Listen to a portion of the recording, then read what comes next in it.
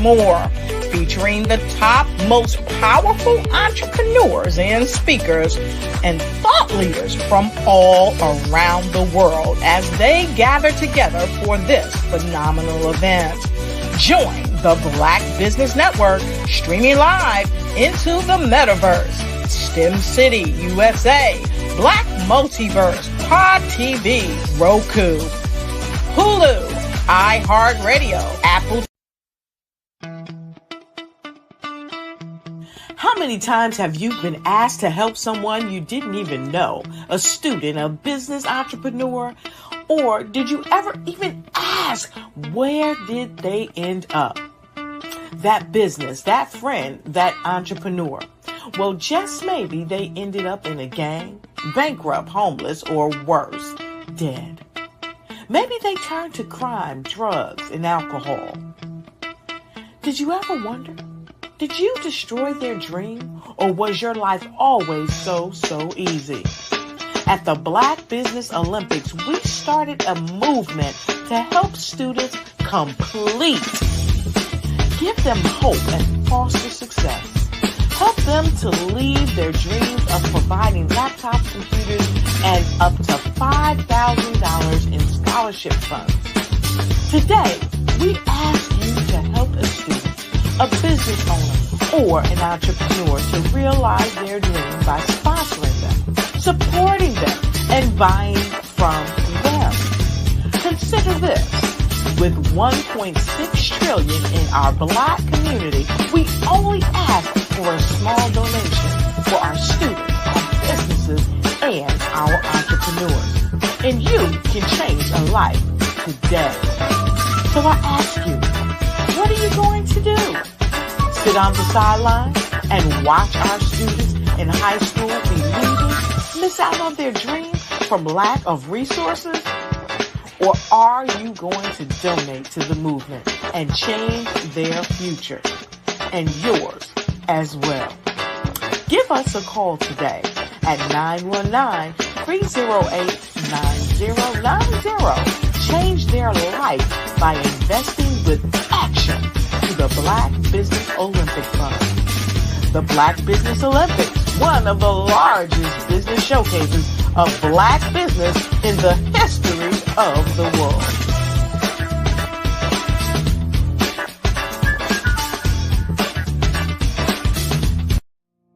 Did you know that approximately 333.34 million businesses exist today, according to a report from 2021? And you may be one of those businesses, or maybe you're not in the business market yet, but you're aspiring to be a business owner.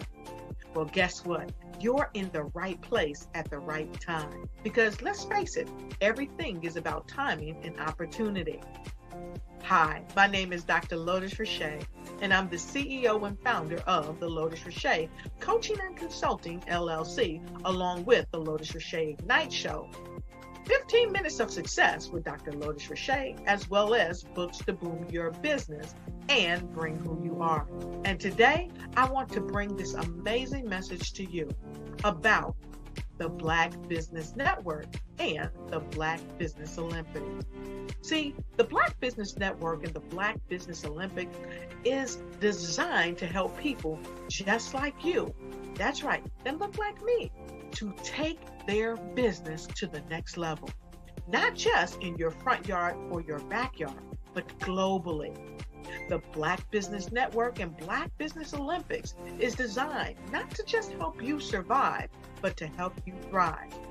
So join us today as we come together with businesses all around the world to support our students, our children, our young teens, our young entrepreneurs. What we do is we come together to help raise funds for students who are aspiring to be business entrepreneurs, who are aspiring and who are thriving in college.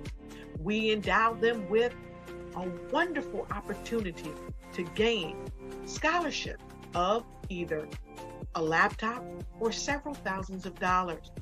And we invite you to help be a contributor to this amazing opportunity to help someone that looks just like you. So join us today at our website and let us connect with you and help you ignite and take flight in every area of your life on the Black Business Network and the Black Business Olympics. I'll see you on the other side.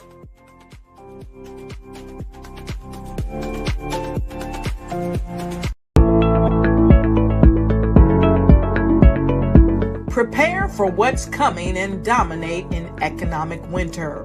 Stand strong and thrive by showcasing your great products and services globally through the Black Business Network and Black Business Olympics. The Black Business Network has showcased over 2,000 companies with over $7 billion in sales each year. Over 10 million attendees have viewed the rebroadcast each month. Through the Black Business Olympics, unique styles of business training and mentoring are turning students into business owners and entrepreneurial warriors who will dominate in any economy. Gain the ultimate advantage of the Black Business Olympics, 7 days of unbelievable topics and speakers speaking around the globe. Donate your time and experience to provide expertise and scholarships to students worldwide and change the world. Now, more than ever, new insights, tools, strategies, and capabilities are needed. This is your chance for a major presentation to the world. Fill out the form and join the more than 2,000 speakers who have presented to over 200 countries. Join the Black Business Network streaming live into the Metaverse, STEM City, Black Multiverse Enterprises, Hulu, Amazon, YouTube, iHeartRadio, Apple, Facebook, LinkedIn, Pod TV, IBM TV, Spotify, and Google Podcasts. Sign up today. Spaces are limited, and we will see you there.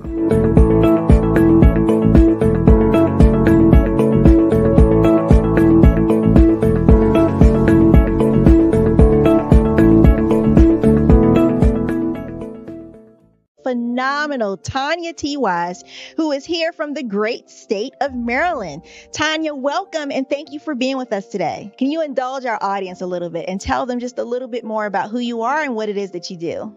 Well, I love being able to talk to people and have a magnetic attitude, being able to just show them. So I always like to say, level up is Coach at Tanya T. Wise here.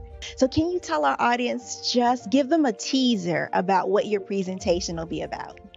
So my philosophy is that we should all be living our dream life. So tomorrow I'm going to talk about how you start living your dream life. What are some of the things that you thought about in your childhood that you just kind of let go and dormant? Wow. And I want to reignite that and just give you some pointers and some tips, some tools, some strategies to be able to start living your best life now. And guess what, Rhonda? And leave an inheritance for your legacy. Oh my goodness. Okay, I know that's resonating with a lot of people. I've heard that you have a dynamic coaching program. Can you tell us a little bit more about that? Absolutely. So our coaching program help people that have the lack of time, that lack strategies, and lack the confidence to go after their dream life. So we help them implement tools, we help them implement strategies, as well as give them resources so that they can live their best life now and leave that inheritance. Wow. Oh, I love that. I love the leave the inheritance part.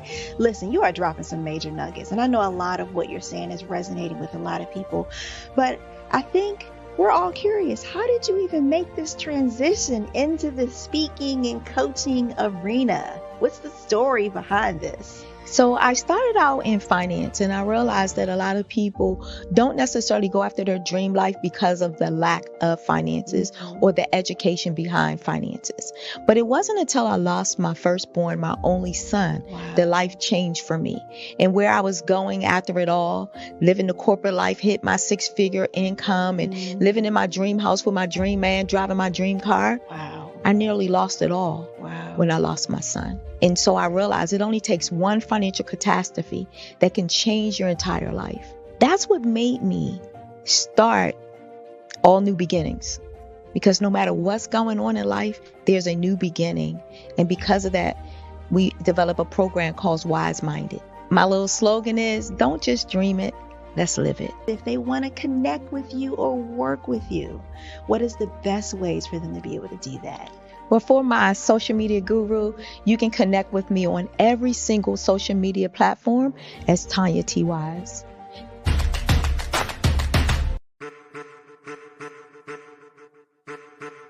I am a child of the Most High God. He has gifted me in ways that I could not even imagine and didn't know.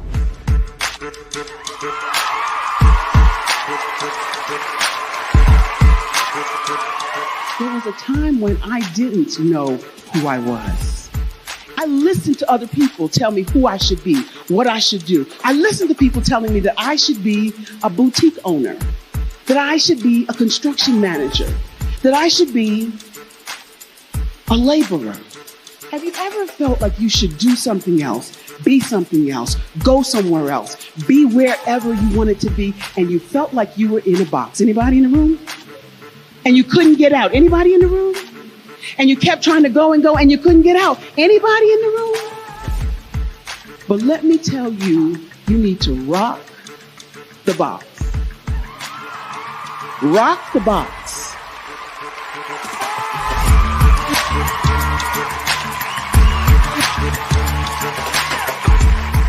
I am engaging, inspiring, and empowering.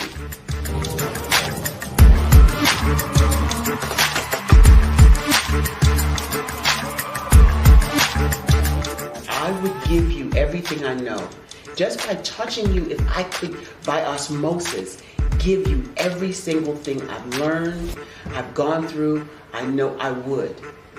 We know that's not possible, but as it is possible, I love to share information with people. Some of you out there, people have told you that you can't be, you can't have, you can't do. But I will tell you, like Kingston said, you can, you must, and you will. If it's to be, it's going to be me. You got to say it. If it's to be, it's going to be. If it's to be, it's going to be. If it's to be, it's going to be.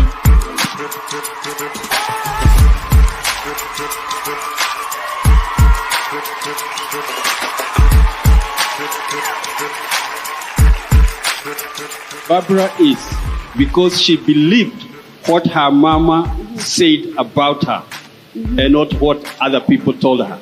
Every day you wake up, when you're in a situation, it's your choice whether it's an advantage or the disadvantage. She gained her confidence and her life, and now she is a testimony. If I can help you elevate yourself, then I feel like I'm elevating my own self as well. What you know and I know together can change the world.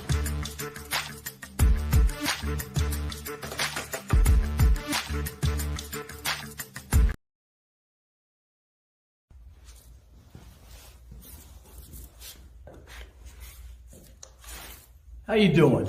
I'm Rodney Allen Rippey. Yeah, the child actor. Well, now, leading man. Some of you might remember back in the day, the Harlem Globetrotters popcorn machine. Remember that? Well, it was a Saturday morning special that would come on, and I was there with Geese and Tex and Meadowlark Lemon. Remember the show? Well, I had a great time. And I have to say a huge, huge thank you to all my fans out there. Thank you for all the years of support. I went on from the entertainment industry. I started getting into producing and directing. And now, hey, here I am. I'm a studio executive here in Burbank, California at 2526 Studios. I have to say, it's been pretty good, but the best is yet to come. Please stay encouraged. Keep reaching for your dreams and never forget that genius is common. Remember that. Genius is common. No matter what anyone says to you, no matter how tough the road may get, keep striving, keep reaching for your dreams, and always know that you are worth it. Everything that you put into yourself, everything good that you pour into your life, you are worth it. And when the times get tough, when things don't go exactly right, it's okay. Dust your shoulders off. Stand up strong. And remember, genius is common.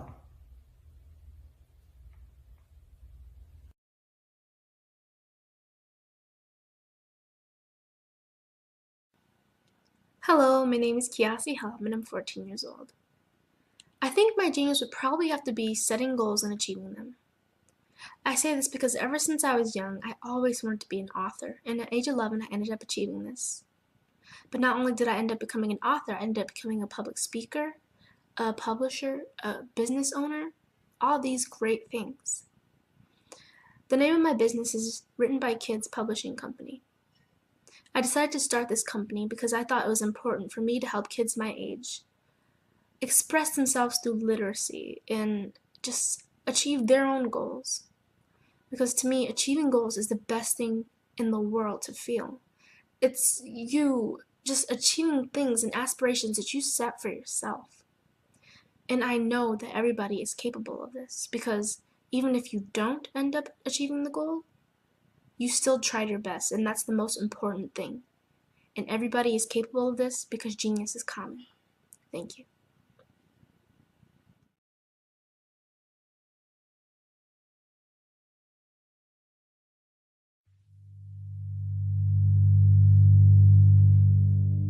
So what we have to do is when we get in a spot, we need to create some spots for us. That's the main thing. We need to be able to be in a position where we're able to create those spots for us. For me, being an entrepreneur, I'm not just going to get a business and then leave you sitting high and dry. If you ask me some questions about entrepreneurship, I'm going to give you as much as I've received. I've seen people who made it, and then when you ask them, it's like, okay, now you have to pay me for the information, the same information I got for free. We probably in totally different cities. There's no way that we're going to bump heads or anything. We're not competing. Bring me up with you.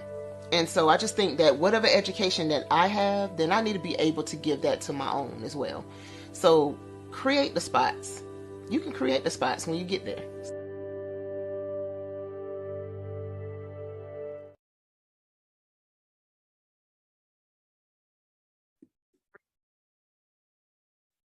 Hello, I'm Dr. Madeline Ann Lewis, President and CEO of the Executive Women's Success Institute. And my genius is helping women accelerate the path to success. You know, I was blessed to have strong women in my life who encouraged, motivated, and pushed me to do my best and to never even think about giving up on my dreams. So I say to women, we must show up to rise up. We have talents and potential, but who will see them if we don't speak up and get noticed? I know that women are a tremendous resource on this planet, and there is nothing more fulfilling than helping a woman tap into her full potential. I do this because I want to be a part of helping as many women as I can to show up, to rise up. I do this because genius is common.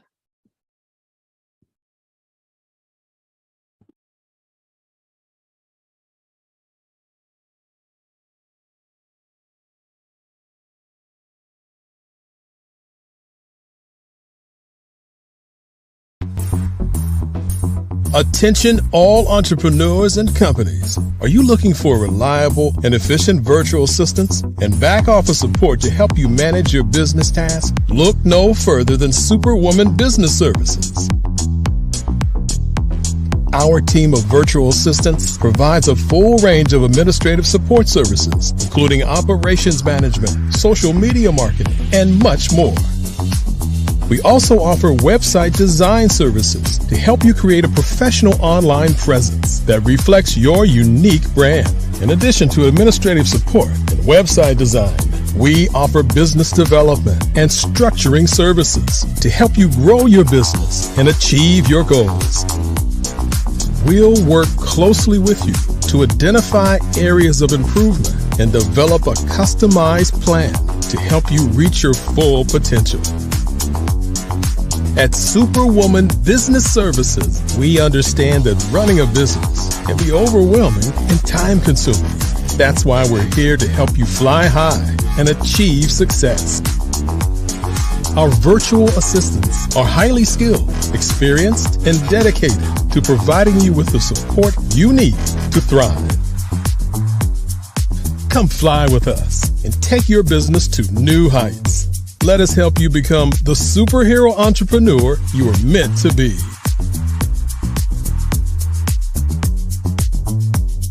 Contact Superwoman Business Services today to learn more about our back office support service. I'd like you to imagine with me, if you will, opening an app where you can collaborate with like-minded individuals from around the world, get inspiration and in-app tools to launch and grow your business, as well as share your knowledge and earn compensation, all in one app. Well, the name of that app is Truso, short for Truly Social. Hi, I'm Matthew Newman, the founder and CEO of Truso.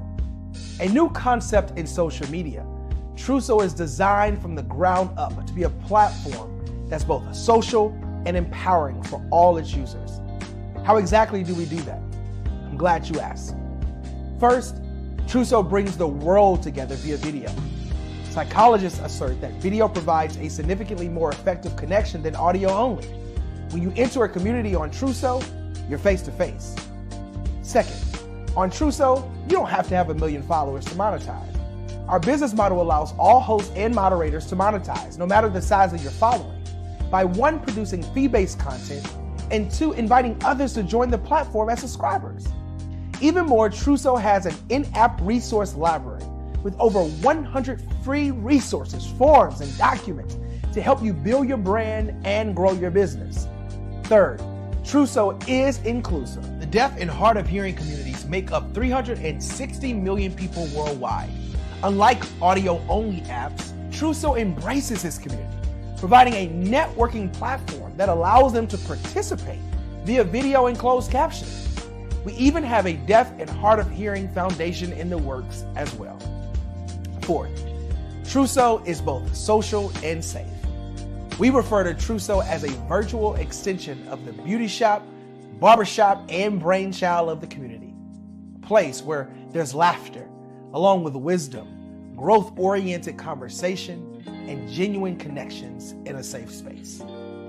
Truso even has proprietary security to ensure we maintain a safe environment for everyone. Where are we at now? Truso is live, y'all.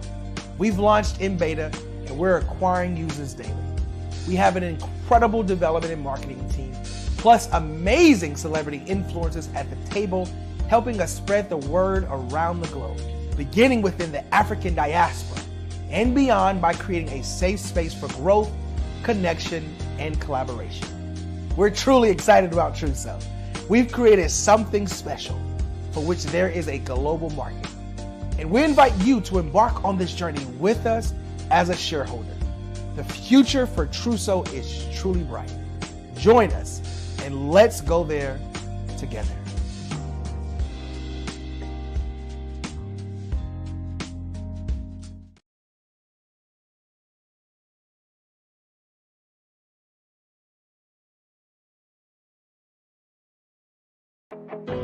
I am Black Business. From the moment I wake until the time I sleep, I am Black Business. I am Black business. Are you black business? I am black business. Do you support black businesses? I support black business because I am black business. Black Business Expo, one of the largest business showcases in the history of black business in the world. Sign up today at www.blackbusinessexpousa.com or call 919-308-9090. I am black business.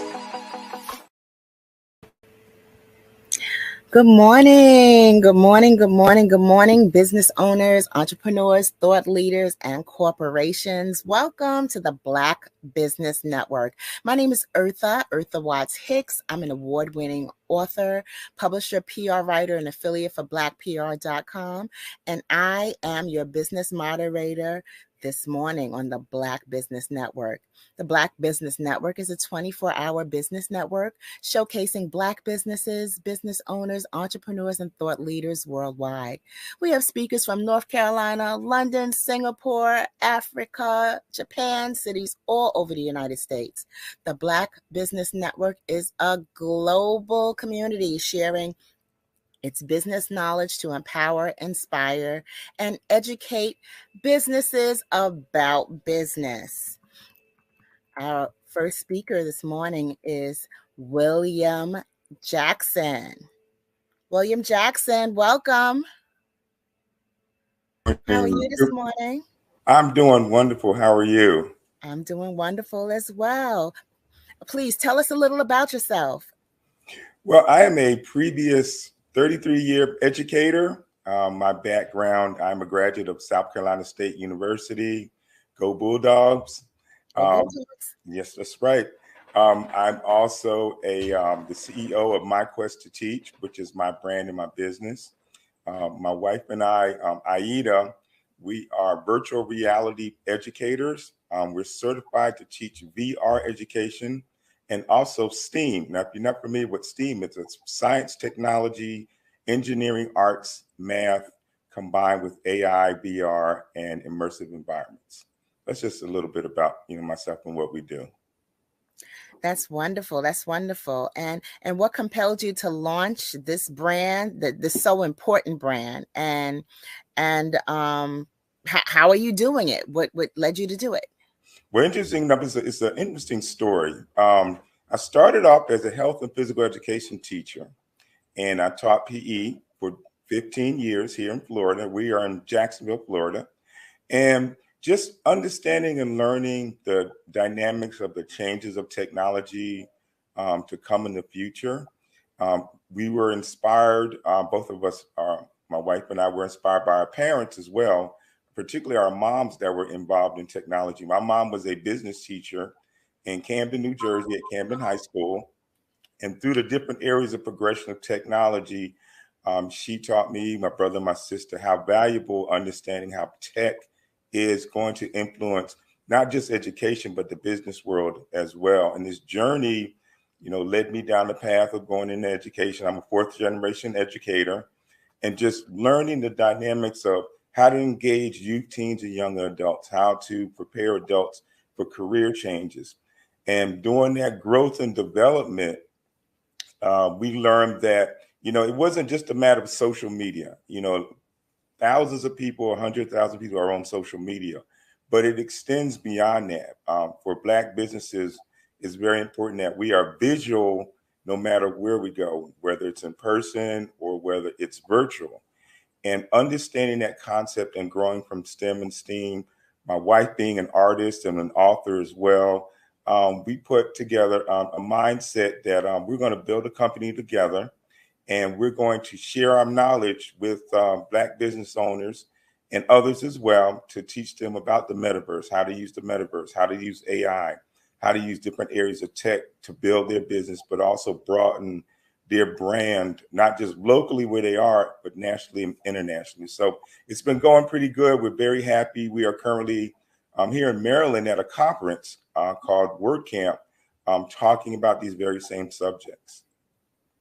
So is this limited to just youth, or do you do youth and Black businesses? Because I know I would love to learn more about AI and virtual reality. And I know a lot of the newer technologies that were newer some 10 years ago. It was my children that introduced it to me. So, so how does that work on your end? Well, we cover the full gamut. Being an educator, it's important that, well, let's start by this. Black businesses have to understand that the youth, teens, and young adults of today will also be their clients, will also be their employees for the future. And some of them will also be part of the consulting team that a lot of Black businesses need to take them into the next decade or the next generation of technology, because the youth are consistently using it, but the idea and the mentality is taking it from beyond a gaming environment to a business environment can be challenging. That's why it's important to build your network, like the Black Business Network. We go the gamut from middle school, high school, adults, just to make sure that we share our knowledge and information as a business entity, because we want to see businesses grow. We're at the cusp of technology with AI and VR, where if you're not knowledgeable about these areas, it's so easy to be left behind, and we'd hate to see that to happen. I see your point. I see your point. Do apps play into that as well, like technology for mobile phone applications? Oh, yes. Many of the platforms that you can get on the metaverse, you can use your cell phone, you can use a tablet, you can use your laptop or desktop. And one of the things, I think one of the misinformation pieces that are out there, people think that you have to have a particular device, and you don't. You can use your tablet, like you're saying, you can use your cell phone to get into multiple environments, multiple immersive environments. And let me say this, a lot of people hear or see the commercials about Facebook and Meta investing billions of dollars into the metaverse, but there are hundreds of metaverses out there. It's not just Meta. And understanding that concept that the metaverse is an extension of the internet. So we talk about Web3, AI, metaverse, MR, VR, all of those elements combining together to provide different experiences and also enhancing different business opportunities as well. Okay. I consider myself someone that used to be tech savvy, but now that the metaverse has come upon us, I've come to think of it as a different dimension. Right. So for folks like me who think of the metaverse as a different dimension, what is the most basic thing that we should understand about the metaverse? All right. So the basic thing is have fun with it.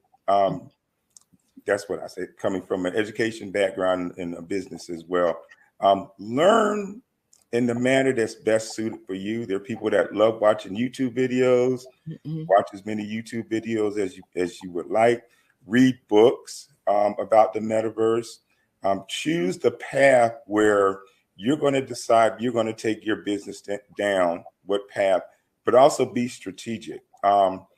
It's good to follow trends, but don't get caught up in following a particular person or a particular company that they advertise themselves as experts, because this is constantly changing. It's constantly adapting. So accumulate as much knowledge as possible. Attend conferences and workshops. There's a lot of free things going on. LinkedIn has workshops that are coming up, and maybe in your local area, there are conferences as well. Many Chamber of Commerce entities are also integrating this technology as well in helping businesses.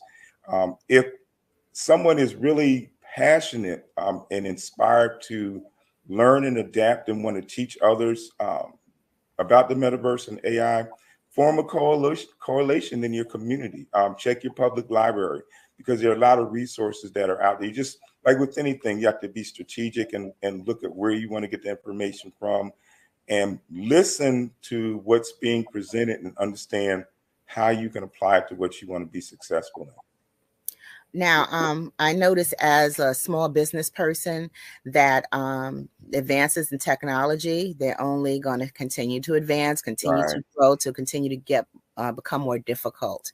So someone like me who is like, let's say, a small business, we're used to devoting a certain part of our budget to advertising. Right. So considering this metaverse is coming and it's going to be big and it's going to take us to the next level, how much would you suggest as a percentage of our budget that we should dedicate to just learning more about the metaverse and growing with it? That's a very good question. What I would suggest is look at what you want to accomplish, because you can go to the gamut of $100 a month to thousands of dollars. If you look at Walmart, Nike, Jaguar, Lowe's, they're investing billions of dollars into these technologies, billions of dollars.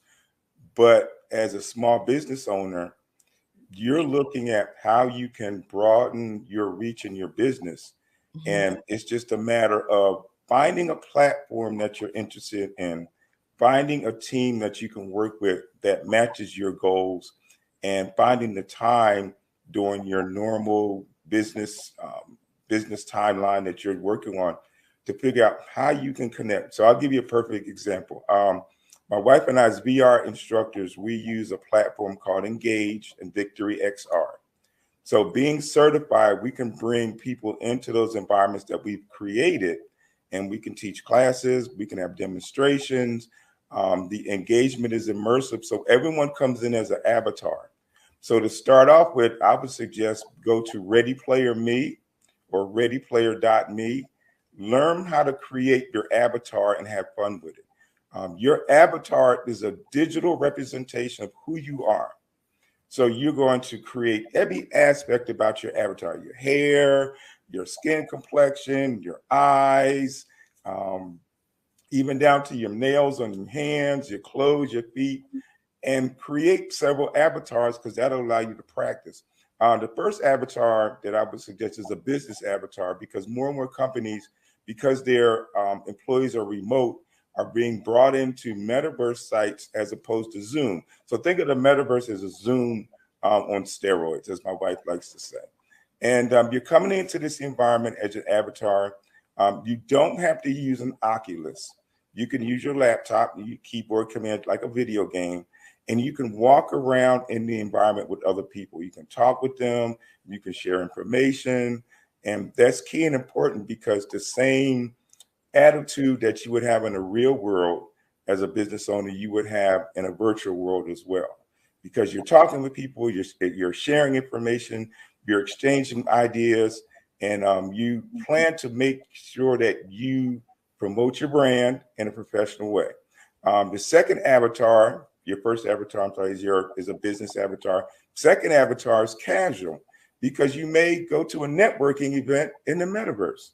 So you want to dress business casual, so that way you can still build those relationships and share that information. The third avatar is just something to experiment with. Have fun with it. Change hair color, change eye color. Just have a great time and a fun time in doing that. Ready Player Me, that program is free. It allows you to create your avatar, but you can take your avatar and move it to different metaverse spaces. It used to be a challenge because they were not connected through the different networks. Now your avatar can follow you around wherever you're going in most cases, and you can meet different people and share your brand and what you do. Just like we're sitting here right now, we were avatars. We would be talking and communicating, but it would be a digital representation of who we are. Gotcha. Now, as I listen to you, I get a better understanding of what the metaverse is. It doesn't necessarily seem so much as an abstract, different dimension somewhere. Right.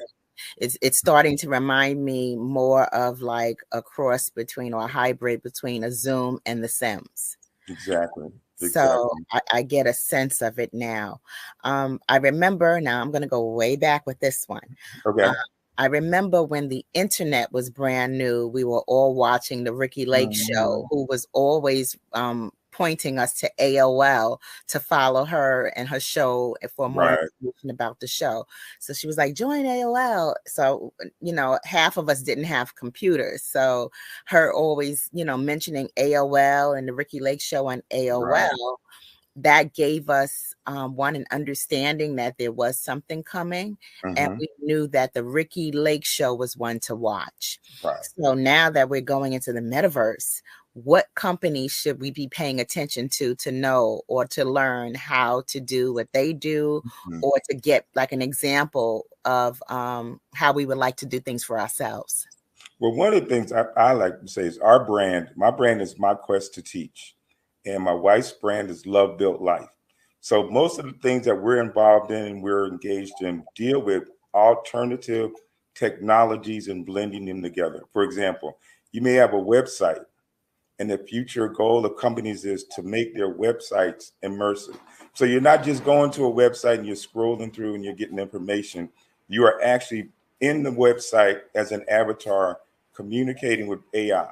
That's wonderful. Yeah, it's coming. A lot of that technology that we're talking about, there are different levels of advancement.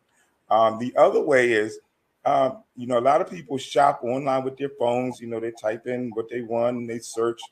But the newer technology is you're going in as an avatar. You're walking around an environment, and I'll give you an example: Lowe's and Home Depot. Okay, and the beautiful thing about this, it addresses accessibility.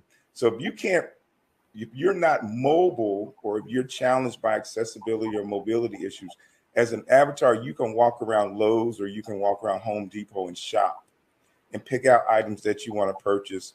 Talk to a representative or talk to an AI about the project that you want to do, what you're trying to do.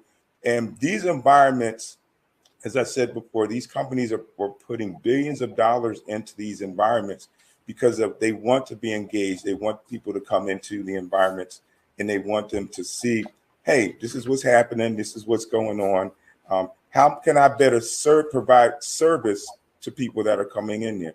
So imagine taking what we saw in the Jetsons and applying it to what we're doing today. You have your screen that comes up, and you have your face that's imposed, but it's an avatar face. So you're going out in the community as an avatar, and you're walking around your community. Your community's on the metaverse, or you're going to the store. You go into the store as your avatar. You see your neighbor. Hey, how you doing? You see a friend. How you doing? How's everything going today? I love the outfit. I love the shoes. So you're still having those conversations, but you are digital. Okay. In your home. Wow. I mean, that sounds phenomenal. Yeah. Okay. So here's one. How did you get your start in something that seems so complex? What led you into the metaverse, and what was the passion that drew you in that direction? Just kind of seeing it on the horizon. Well, to be honest, it wasn't my all doing. I give props to my wife. We were on a platform, mobile platform on the phone. The name just escaped me. Clubhouse. Thank you. We were on Clubhouse, and there were all these rooms talking about different areas of technology. And we have been on Clubhouse for maybe a year and a half. And there was this explosion of conversation about the metaverse, VR, immersive environments. So the more we heard about it, the more we learned. We realized that we couldn't just be STEM and STEAM teachers. We had to integrate immersive environments, because these are the areas youth teams and young adults were going to go into. Now, one of the components is there is Minecraft and Roblox. Now, everybody's familiar with those. You ask the kids. Those are preliminary elements or environments similar to the metaverse. So kids today know that. They're like, okay, yeah, I build in Roblox, I build in Minecraft. They're familiar with doing that. We'll take that to the next step, take that to the next level, where we can be engaged in a Roblox or Minecraft environment.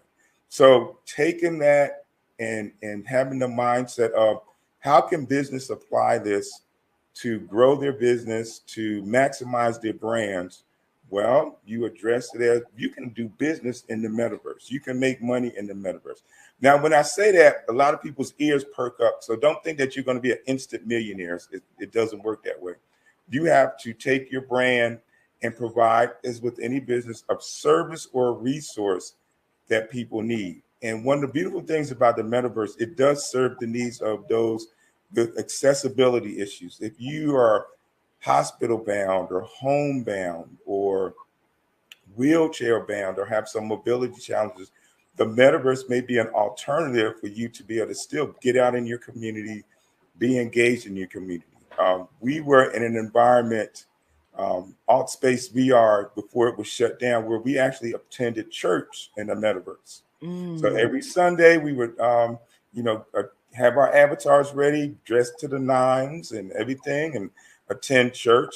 The beautiful thing about that was there were people that were from all over the world: Scotland, Nigeria, India, Pakistan, Canada. So the engagement was there during the church service, but then afterwards was that time of fellowship where you can talk and you can share information. Most people there did have businesses, so the conversation transitioned from ministry to business, and you made those international connections. And a lot of the connections we still have today, even though they shut AltSpace VR down, there's other environments, as I said, like Victory XR and Engage, that people have moved to. You're still involved and engaged with each other. Wow. Now, from what you're telling me, for those who have mobility issues or issues with accessibility, this opens up a whole new world for them. Now, I know when it comes to information and our personal information, our personal identity, our email, even now, I'll open up my cell phone and I'll see advertisements for things that I just mentioned in the conversation 20, 30 minutes ago. So with this metaverse being so vast with possibilities, what can you see as some of the risks that we should look out for? Well, knowledge provides power, but knowledge also has the tendency to get us in trouble. And the reason I said it, now you have to remember, when we're using this technology, we're algorithms. We are algorithms in an environment where it's based on binary coding, zeros and ones, basically, if you break it down. From there, when we're exchanging information, everything's digital, everything's electronic. But we have to remember, as we're using this, we're making digital trails or digital pathways. So the way the technology is now, and I'll use Gmail. AI is embedded in Gmail to make it easier for you to create emails, to read emails, to adapt different technologies in your email. But your email is also learning about you, your writing nuances, your connections, how you do research as well, who you communicate with, where they are, where you are. So in essence, this is making it easier for us to communicate and speak and talk. One of the things that we have to remember is that that information is stored somewhere. So you really have to be careful. And we hear more and more about this personal information, who you give your personal information to. Also, what emails you open. So if you get an email from someone you don't know, or a company or an ad, it is not a good idea to open it, because there may be some type of malware in there. There may be even an extension of an AI bot trying to get your personal information. If you ever been in a situation, this happened to me a couple of times, where you're inundated with all these emails from different companies. That means somewhere along the line, you must have clicked something or attached yourself to something, and that creates a problem because someone or an AI has received information about you. Now it can flood your email with messages. The other part is our phones. Our phones are susceptible as well. So it's really careful. You have to be really careful about now looking at the numbers. Our phones now have, say, it's possible spam that we're getting phone calls. So your personal information is key and important, that you try your best not to give out personal information, although it does happen, but you have to be continuously mindful. Now, I'm on the flip side, I'm gonna say this to parents and grandparents, aunts and uncles. The young people that you have sharing your service, that you're using your phone, that they're using your the same service. It's important now for parents and grandparents to talk to the young people, their children, grandchildren, about their use of their phones. Because what happens is when you are connected together with a similar phone service, if they do something on their phones, you may get a reaction or something may happen to everyone's phone because you're on the same network. So whether it's Verizon or whether it's Sprint or whoever, you have to still be really careful with your data and information even that they put out, because they may get a survey. Hey, how was our service today? You know, is it great? You know, select 10 for wonderful, 0 for crappy or whatever. And at the end, give us your email address or give us your address and we'll send you a reward or something.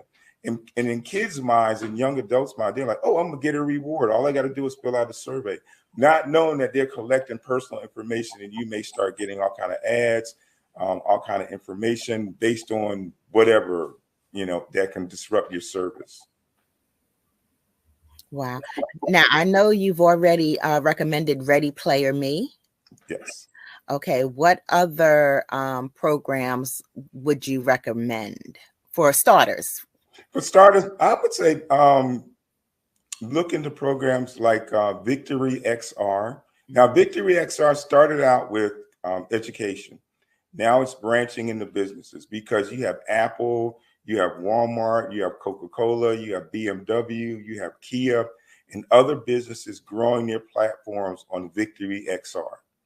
So they allow you at a particular level to register for an account, and there are templates that you can go on and that you can build on as well and create a small business model. But you have to remember now, we're talking about digital access to digital environments. So in some cases, there's programs called Blender and Unity that are needed to be able to build those environments. And I believe those are still free. Mm-hmm. But learning the concept of designing and building a digital environment takes a frame of reference that it comes into where you have to be really creative and really innovative, like an artist. Mm-hmm. And I'm really blessed that my wife is an artist because she has that mindset of actually building and designing and creating. Black businesses in this day and age of technology really need to collaborate mm-hmm. with those that have that knowledge and have that ability, be able to negotiate with individuals or companies strategically how they can use the metaverse. That's why I said you can't just jump into these environments because it will come to a point where you're going to hire somebody to create an environment for you for your business. So it could range from a couple of $100 to several thousands. So when you have Apple and Walmart and Coca-Cola and Lowe's, Burberry, putting literally billions of dollars in these environments because mm-hmm. they see the future of where this is going.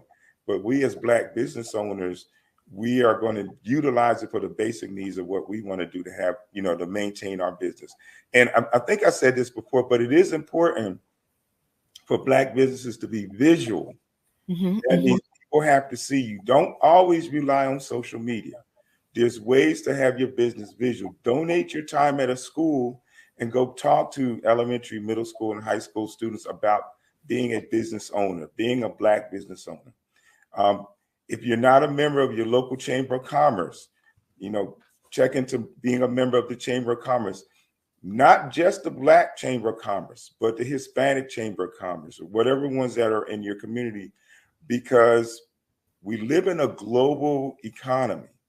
And a lot of cases, Black businesses, they do have their niche, what they're good at, but you get to a point where you hit a roadblock and you seem not to be able to go further. So that's where the collaboration piece comes in. Who else can you collaborate outside of your culture, outside of the diaspora that you can work with? Mm-hmm. And that's key and that's important because we do a lot of work in Africa, and Africa is growing and expanding with technology. We do a lot of work in Central America because there are so many key elements of technology in these areas. Now, the mainstream media is not going to tell you that. And this is why it's important. Networking outside of your traditional environment is really important. We are part of a community called WordPress. WordPress manages 45 to 55% of the websites globally. Mm-hmm. They have conferences called WordCamps. That's where we're at now up here in Washington and Maryland, attending a WordCamp US. So we can connect with different business owners and talk about the blending of website development with AI with metaverse, AI, and web development, because everybody has a website for the most part. But taking it to the next level is important. How do you integrate AI into your website? How do you integrate the metaverse into your website? Because in about 3 to 5 years, it's not going to be just your website. It's not just going to be your social media. It's how you are going to take your body and integrate it into a metaverse where you can talk to people and communicate with people. And the signs are already there. You know, you see a lot of these movies that I'll give example, Star Wars. You know, Star Wars, you know, when they're communicating with each other, you know, they have their hand out and there's this little device and a hologram comes up. Those are elements of AI and metaverse. And they're actually working on those technologies now. So when you see stuff in the movies, the concept is out there. It's just building the application and the programming around it for it to actually start working. Gotcha. I have 2 quick questions, but the first one is based off of what you just said. Because hello, we're probably going to have to cut it to one question. I know it's a lot. It's all right. Well, you are giving a wealth of information, Mr. Jackson. So I know the folks out there are really getting a lot, taking a lot of notes, benefiting tremendously. So if we could ask the one last question of how can folks get in touch with you so they can get the rest of the story, as Paul Harvey used to say. Good. My brand is My Quest to Teach. So if you go on Twitter, Instagram, My Quest to Teach, my email is myquesttoteach as well. myquesttoteach@gmail.com. So not only will you connect with me, but you'll connect with my wife as well, who's, like I said, she's deeply ingrained in the arts and business as well. So reach out and connect with us. Well, super. And again, we appreciate all your time, all your information. Looking forward to having people connect with you and contact you so that they can get more insight as to, you know, how they can improve their business through the techniques and strategies that you talked about, and on the personal side as well, the things that they can do to protect themselves and promote themselves. So as we say, genius is common. I'll see you on the other side. Okay. All right. Thank you. Well, good morning, Sydney. Good morning. Okay, how are you today? I'm good. So appreciate you and all that you were doing in terms of the interview and the fireside chat and keeping that going so smoothly. And again, pulling all that great information out. I think they're going to roll it to commercials. So genius is common. And I'll see you on the other side. There you go. I am Black business. From the moment I wake until the time I sleep, I am Black business. I am Black business. Are you Black business? I am Black business. Do you support Black businesses? I support Black business because I am Black business. Black Business Expo, one of the largest business showcases in the history of Black business in the world. Sign up today at www.blackbusinessexpousa.com or call 919-308-9090. I am Black business.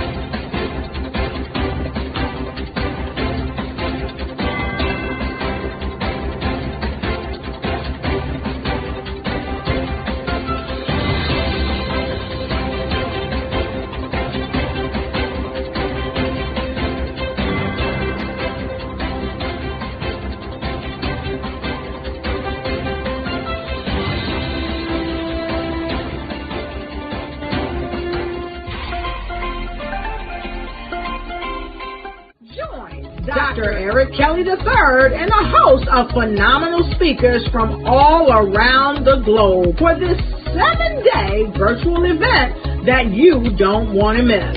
The mission of the Black Business Expo is to raise scholarship money from kids all the way from high school all the way from college. The Black Business Olympics is one of the largest Black business showcases in the world. It is an opportunity for businesses and companies to showcase their businesses globally. We are going to be giving away laptops up to $5,000 away to students. Again, I'm Olivia Appleberry, the founder of 2 Cents Finance and one of the speakers for the expo. I am so excited to see you there. For more info, go to www.blackbusinessexpousa.com or call 919-308-9090 and hope to see you there. I am Black business. From the moment I wake until the time I sleep. Yes, I am Black business. I am Black business. Tell me, are you Black business? I am Black business. Do you support Black businesses? Listen, I support Black business because I am Black business. Black Business Expo. One of the largest business showcases in the history of Black business in the world. The world! Sign up today at www.blackbusinessexpousa.com or call 919-308-9090. I am Black business. I am Black business. From the moment I wake until the time I sleep, I am Black business. I am Black business. Are you Black business? I am Black business. Do you support Black businesses? I support Black business because I am Black business. Black Business Expo, one of the largest business showcases in the history of Black America in North Carolina. Black Business Expo, one of the largest business showcases in the history of Black business in the world.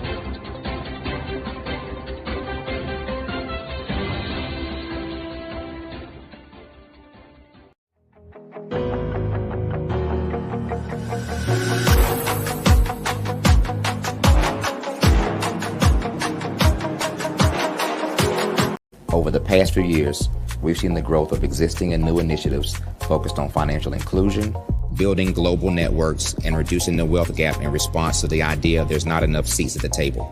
Whether their outcomes are to increase the representation of Black executives on corporate boards, ensure an inclusive global economy, or to create new U.S. African commercial pathways, the strategies are often carried out by separate programs. The question is, should they be? With the continent of Africa being home to more than half of the world's fastest growing economies, the youngest workforce, over 400 companies generating more than $1 billion annually, 700 generating more than $500 million annually that are poised for growth, and being the destination of nearly $5 billion in venture capital in 2021. Diversifying U.S. and Africa commercial engagement by building bridges between African businesses and their U.S. diaspora should begin being seen as mutually beneficial. From helping to reduce Africa's enormous capital gap to catalyzing two-way trade opportunities, the COVID-19 global pandemic hopefully has taught us that global challenges and opportunities are more interconnected than we thought. During the pandemic, African companies like Unicorn Flutterwave, insurance provider Reliance Health, ride-hailing app Yasir, and 54Gene, the continent's first bank of DNA on people of African descent, proved that when African companies have access to networks, capital, and information, they grow big, grow fast, and create solutions that are valuable to the world. This is why Be Direct was created. We are the first U.S.-based but African-centric board preparedness and board search company designed to connect U.S. Black talent and corporations to African businesses. Unique and fundamental to Be Direct's success is our process of helping board candidates adapt their experience and networks to an African context before they're connected to high-growth companies that are looking to locally and globally scale. From our focus groups with African business execs and government leaders, we don't ignore the sentiment that business is easy, but people are hard. Having a pool of board candidates with hard-to-access networks and extensive experience across the business life cycle, including successfully raising capital, is table stakes for an initiative like this. So yes, we have that. But corporate or entrepreneurial success in the U.S. does not guarantee success in Africa. Developed alongside industry partners on the continent, our training program, Be Direct Prep, is designed to transpose their experience to create cultural comfort, understanding, and a commitment to helping businesses in Africa scale. Our board governance sessions are African, continental, and country-specific, integrated with cultural awareness and dexterity training, masterclasses led by African industry execs, and mentoring and coaching from African continental-based facilitators. But even more unique to Be Direct Prep, we cap off our training program with an immersion trip to help candidates that have not been to Africa before see and feel Africa's complexity and opportunity from African soil. We all know traditional network-based board placement has historically left a lot of us out of ever really being in the paid board pipeline.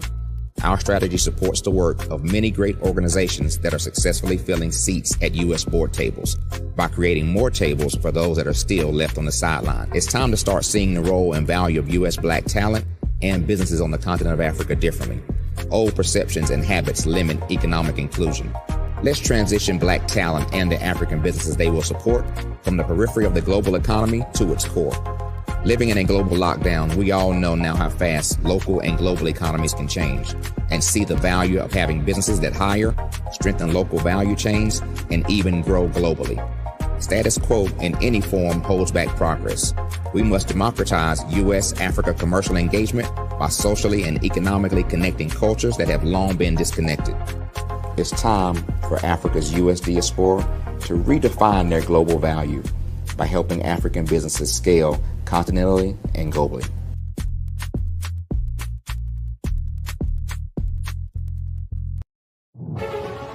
In the heart of America, there are dreams waiting to be realized.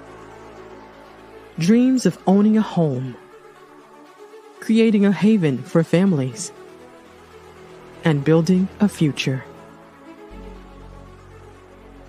Yet, there are 13 million mortgage-ready home buyers and nearly 20 million renter households who have the credit and income to qualify for a mortgage but remain left out of the home buying process. These potential home buyers are in urban and rural America, where dreams should flourish. The big banks, the giants of finance, have all exited the mortgage lending business, decreasing their lending footprints across America. They are no longer present and active in these communities. Instead of offering opportunities for home ownership, some of these banks have chosen a different path. They have decided to become mega landlords. They have chosen to invest billions of dollars in rental homes, leaving potential home buyers with fewer options and stuck in a cycle of renting without the chance to build equity and create a legacy for their families. Here is the shocking truth. A report issued by the Home Ownership Council of America revealed that if lenders were to step forward and serve this underserved market, they could conservatively increase their loan volume by $1.5 trillion. $1.5 trillion. This is $1 trillion business opportunity, ripe for the taking.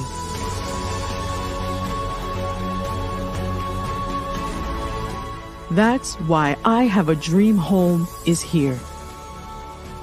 We support the American dream of home ownership in urban and rural America. We believe in the power of social consciousness and the impact it can have on people's lives. Investing in urban and rural America is not just good business sense. It's a moral imperative. Our mission is clear. Become the go-to mortgage lender in these communities. Create a pathway to home ownership for all Americans, breaking the cycle of poverty by empowering families to build wealth, stabilizing our communities, and taking pride in our country. I have a dream home. Unlocking dreams, transforming communities, and rewriting the story of American home ownership. For more information, scan the QR code or visit our website at www.ihaveadreamhome.gold. I was born in a little village on the island of Haiti. Many deadly diseases pounded me. It is as if they were on a mission to end my existence on this earth. I refused to give up. In 1983, I left Haiti and came to the United States of America. And I came with $5, 2 shirts. I didn't speak any English. I came to Atlanta. I got a job. I was a doorman. I was a doorman with a dream. What I used to come on stage. I'd rehearse this moment that I'm standing in front of you. That's the power of a dream. Maybe today is the day you begin acting as if you already have it. And then step out with full force. Take a risk. No condition is permanent. Don't let your situation distract you. You are chosen. You are called. You are born for a purpose in this life.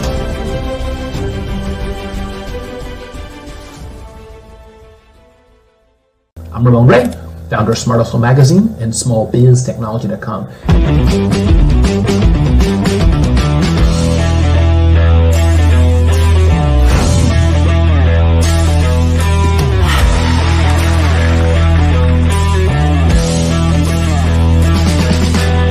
You're here today to celebrate small business success. Stand up on your feet. You rocked the house. It was amazing. Didn't we learn? For me, success comes from failure.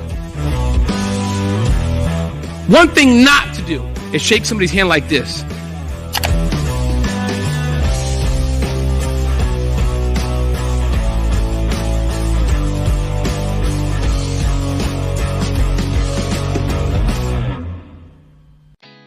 Did you know women represent just 3% of Fortune 500 CEOs and less than 15% of corporate executives at top companies worldwide? Have you wondered what the secrets are to getting into the top ranks, whether in the private or public sector? Do you want to figure out how to stop being held back in your career or passed over for promotion? Then you're in the right place. Hi, I'm Dr. Madeline Ann Lewis, President and CEO of the Executive Women's Success Institute. I have decades of experience in the military, the federal government, and corporate America, and my mission is to help women succeed and tap into their full potential. I want to reach 1 million+ women around the world to become the leaders they are meant to be. So if you want to move into a management or executive level position, or maybe you are a female veteran transitioning out of the military into business entrepreneurship, then reach out to the Executive Women's Success Institute at 301-693-3284. Let us get you on the fast track to success.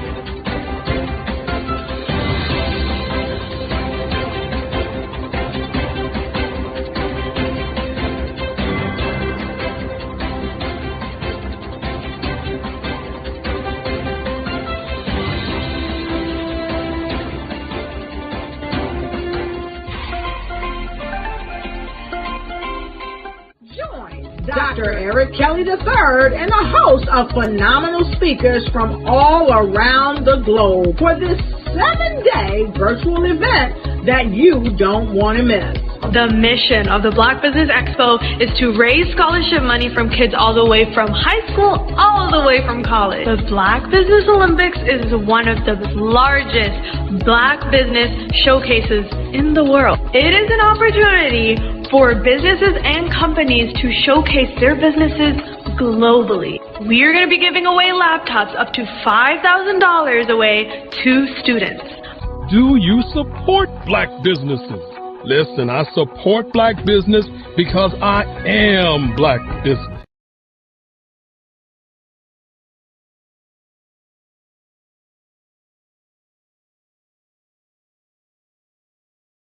Good morning. Good morning, business owners, entrepreneurs, thought leaders, and corporations. Welcome to the Black Business Network. My name is Eartha Watts Hicks. I'm an award-winning author, publisher, PR writer, and affiliate for blackpr.com. I am your business moderator this morning on the Black Business Network. The Black Business Network is a 24-hour business network showcasing Black businesses, business owners, entrepreneurs, and thought leaders worldwide. We have speakers from North Carolina, London, Singapore, Africa, Japan, and cities all over the United States. The Black Business Network is a global community sharing business knowledge to empower, inspire, and educate businesses about business. Our next speaker is Sydney Wormsby. Sydney Wormsby is an experienced business executive with over 30 years of demonstrated success in developing and implementing strategic solutions that integrate all functions of the business for solving complex and high impact situations. He has proven results in leading and coaching teams for business startups, business turnarounds, and transformations, new product development, and implementation of Six Sigma and total quality management techniques.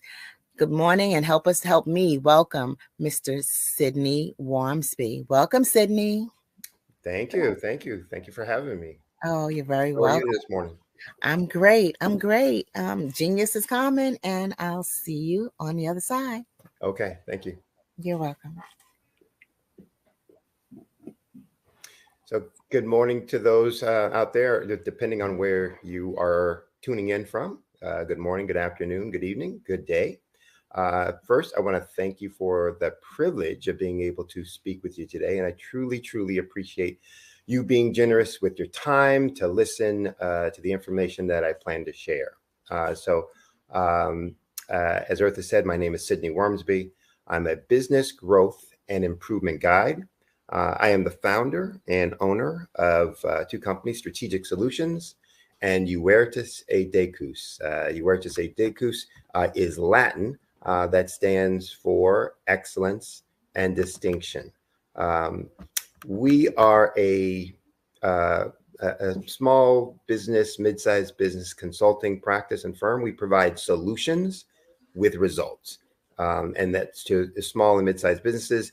And those solutions typically double their revenues and profits in less than 12 months, often in less than 9 months. And I use the word guide in my business title instead of consultant or coach intentionally, because unlike most consultants and coaches, what I do is work very hands-on in the implementation of our solutions with our clients. We are present with them on their growth journey, guiding them all along the way as to the right path to take to get there to their desired destinations. So today, I'm going to be talking to you about growing your business and helping you understand what is the secret sauce to achieving growth in your business.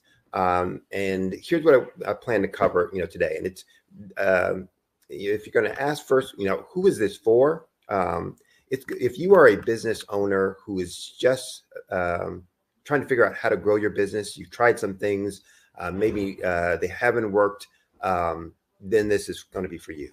If you are someone who's been dabbling in a side hustle or contemplating starting a business, this will be for you.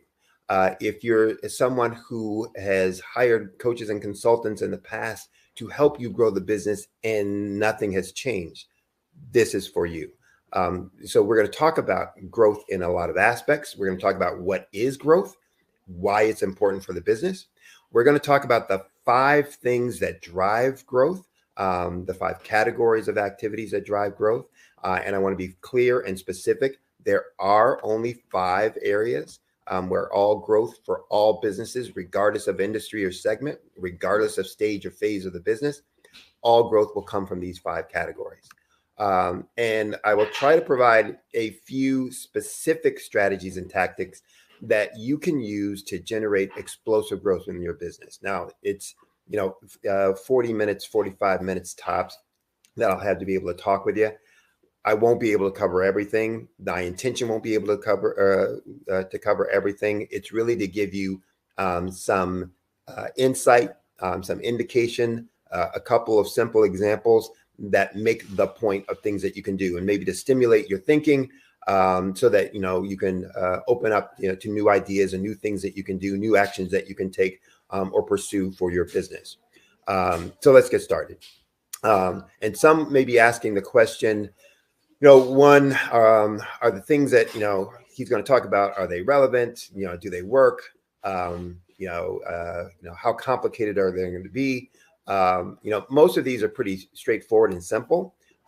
They're also process or behavior related. So they're, going to be low cost, and I'll get into that a little bit more later. But there are also specific things that I have done in my past and in my career. And so I've been blessed and fortunate to be able to have a lot of depth and diversity in my experiences. That depth and diversity includes the kinds of corporations that I've worked with, in terms of Fortune 100 corporations. I've worked with JP Morgan Chase, Citigroup, International Paper, PepsiCo, Eastman Kodak, and several others. It's also been a diversity in terms of the industries that I've been in and been able to implement some of these things in. So I've been in chemical processing businesses. I've been in discrete parts manufacturing businesses. I've been in equipment assembly businesses. I've led retail restaurant businesses and retail banking businesses, investment banking and investment services businesses, IT groups. So as in addition to being a consultant, I've worked in all those kind of, industries and categories of businesses. I've worked in a variety of phases and stages and used these techniques that I'm going to talk about in all of those phases and stages. So in startups, in turnarounds, in businesses that were having declining sales, and in businesses that had plateaued and were looking for a kickstart or jumpstart to their business. The diversity of my experiences also has been in a variety of functions and responsibilities within the business. And I've used these techniques in each of those. Managing capital projects, manufacturing management, operations management, sales and business development, business unit or business P&L, management, in executive leadership. So these things I've actually done and implemented in all of those kinds of experiences that has served me well. But the other thing that's going to be important is the importance of kind of passion and commitment to delivering results. So none of these things work if you or the folks who are leading them for you aren't committed to outcomes, committed to results. And again, my background, I've been fortunate to have the opportunity to demonstrate that passion and commitment, but use these things to actually get those kinds of results. So, for one of the companies, I took the number of business units, retail units that I was responsible for when I was handed it over, from 10 units up to 46 units. And that was in less than a 3-year period of time. In one business, responsibility, I took an organization that had declining sales for over 2 years to increase in sales in less than 6 months.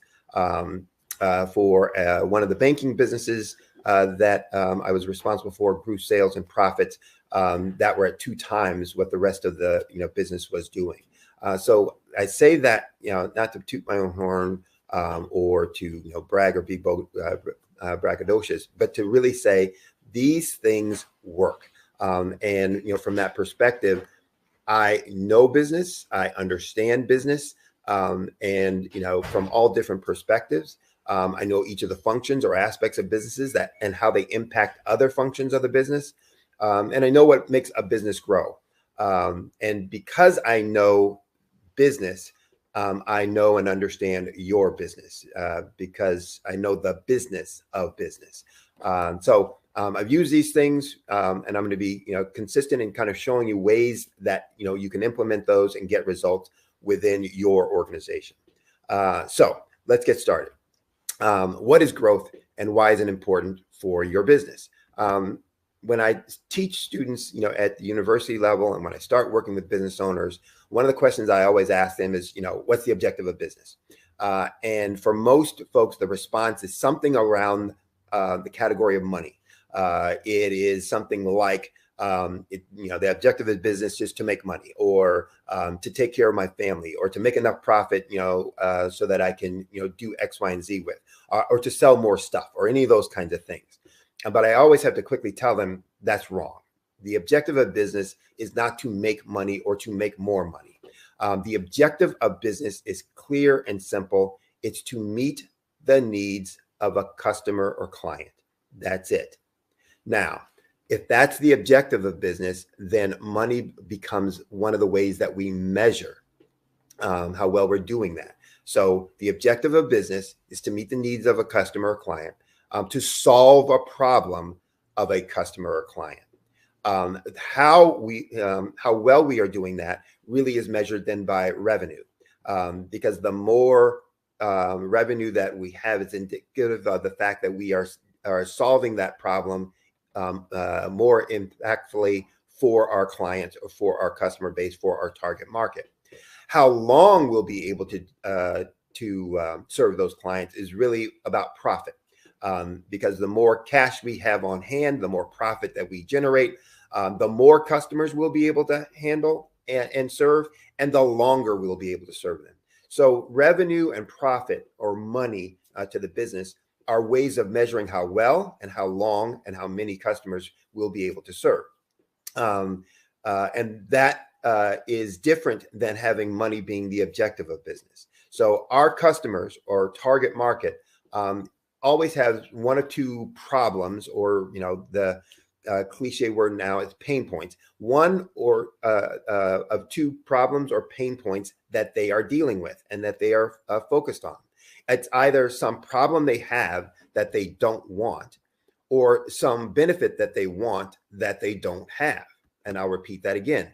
Every customer, client, target market that you are trying to serve has one of two possible problems: a problem that they have that they don't want, or a benefit that they want that they don't have. So growth is important because it is proof that we're getting better at understanding and resolving those problems and those pain points facing our customers. It's, again, a way of looking at, are we doing what they need in a more effective way? Our revenues grow because we're getting better at solving the problems and providing desired benefits, to our target market. As our profits grow, we have the ability to serve more of those customers, the ability to serve those customers for a longer period. So growth in profits allows us to do the thing that we're passionate about. The reason why we got into business in the first place and inspired us to start or buy our business, and to do that for more people for a longer time. So now that we understand why growth is important, it's really just a measure of how well we're doing things. The question then becomes, well, how do we achieve that? And these strategies that we're going to talk about, again, are good for startups. So if you don't even have a business yet and you're thinking about doing it, these things that we're going to talk about, you need to be putting them in place as a foundation for your business. And there's a talk that I do, for folks who are just, for startups, and a way that I work with them, that is a $1 million foundation in 6 months or less. So that by working on these 5 categories, that you can put in place a foundation for $1 million business that will be driving a rate of revenue growth and a rate of revenue achievement at $1 million pace for within 6 months of starting your business. If you already have your business, this is important because it's going to allow you to look at things that you can do right now to generate explosive growth within your business, to quickly, ramp up the amount of sales that you're doing. Now, how do we achieve it? Most businesses grow at what's called the rate of GDP, or gross domestic product. For those who aren't economists, and I'm not, it simply means this. You're going to grow at the rate that the national economy is going to grow. So whatever country you're in, it's the rate of growth that all business activity is growing at. And so the growth or decline of your business is the same as the national economy grows or declines. That's most businesses, meaning that most businesses will grow or decline as the national economy grows or declines. And that's why most small business owners worry so much about the national economy and inflation. They are constantly looking at what is, the business environment as a whole. And that is because they know or feel that that's going to be a reflection of what their growth is going to be for their business at that point. Now, if that's not what you want for your business, if that's not what you want in terms of, I'm going to be worried about how my business is growing based on how everybody else is growing. If that's not what you want for your business, if that's not what you want for your life, then you need to focus on these things. And I would probably venture to say that most of you out there said no, that you don't want to grow simply as the rest of the business environment grows, that you don't want to be worried about for your life, for your family, for your business, not growing because no one else is growing. And if you're not, and if you said no to that, and you want to be focused on growing your business independently, then again, these 5 categories are going to help you make that happen. But there's some concepts behind those 5 categories and the use of those, implementation of those, that are going to be kind of central to what we're going to talk about. One is the Pareto rule. One is a concept called experimental design, and one is a concept called continuous improvement. Some of these you may have heard of before. I'm just going to give you, kind of brief workable definitions, and we're going to jump into, the strategies. Pareto rule, we often know about it by these, the 80-20 rule. Pareto was actually an individual. He was an accountant, economist in Italy back in the late 1800s. And he was responsible for collecting tax revenue, or collecting taxes from, this one region. What he observed was 80% of the taxes that he collected came from 20% of the population. And he wondered if that was true, kind of across the board. And so he started looking at other situations, other categories of activities. And what he found was it was actually true in all categories, that typically 80% of outcomes were a result of 20% of activities. And so, today we look at that again, and we call it the 80-20 rule, that 80% of our effect or impact or outcomes come from 20% of our efforts. I often talk about that as the trivial many versus the vital few, that the vital few are those 20% of the things that drive the results that we want. The trivial many are those other 80% of the things that we do. And so this applies to our business as well, that 80-20 rule that says, look, we spend only 20% of our time on the things that drive 80% of our revenue and profits.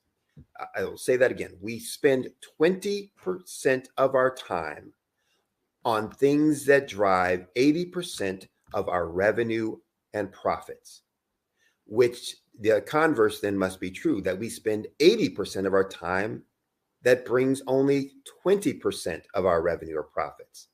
So we're spending the majority of our time on things that provide little impact to us. That is a perfect example of the trivial many, spending that much time on something that delivers that little impact. Well, the question is, why do we do that? We don't plan to do it. We don't intentionally do it. If we were logically thinking about it, we wouldn't say that's what I want to do and how I want to work on my time. I call it firefighting and rat killing. Why we do this? Because we spend all of our day fighting fires and killing rats within our business.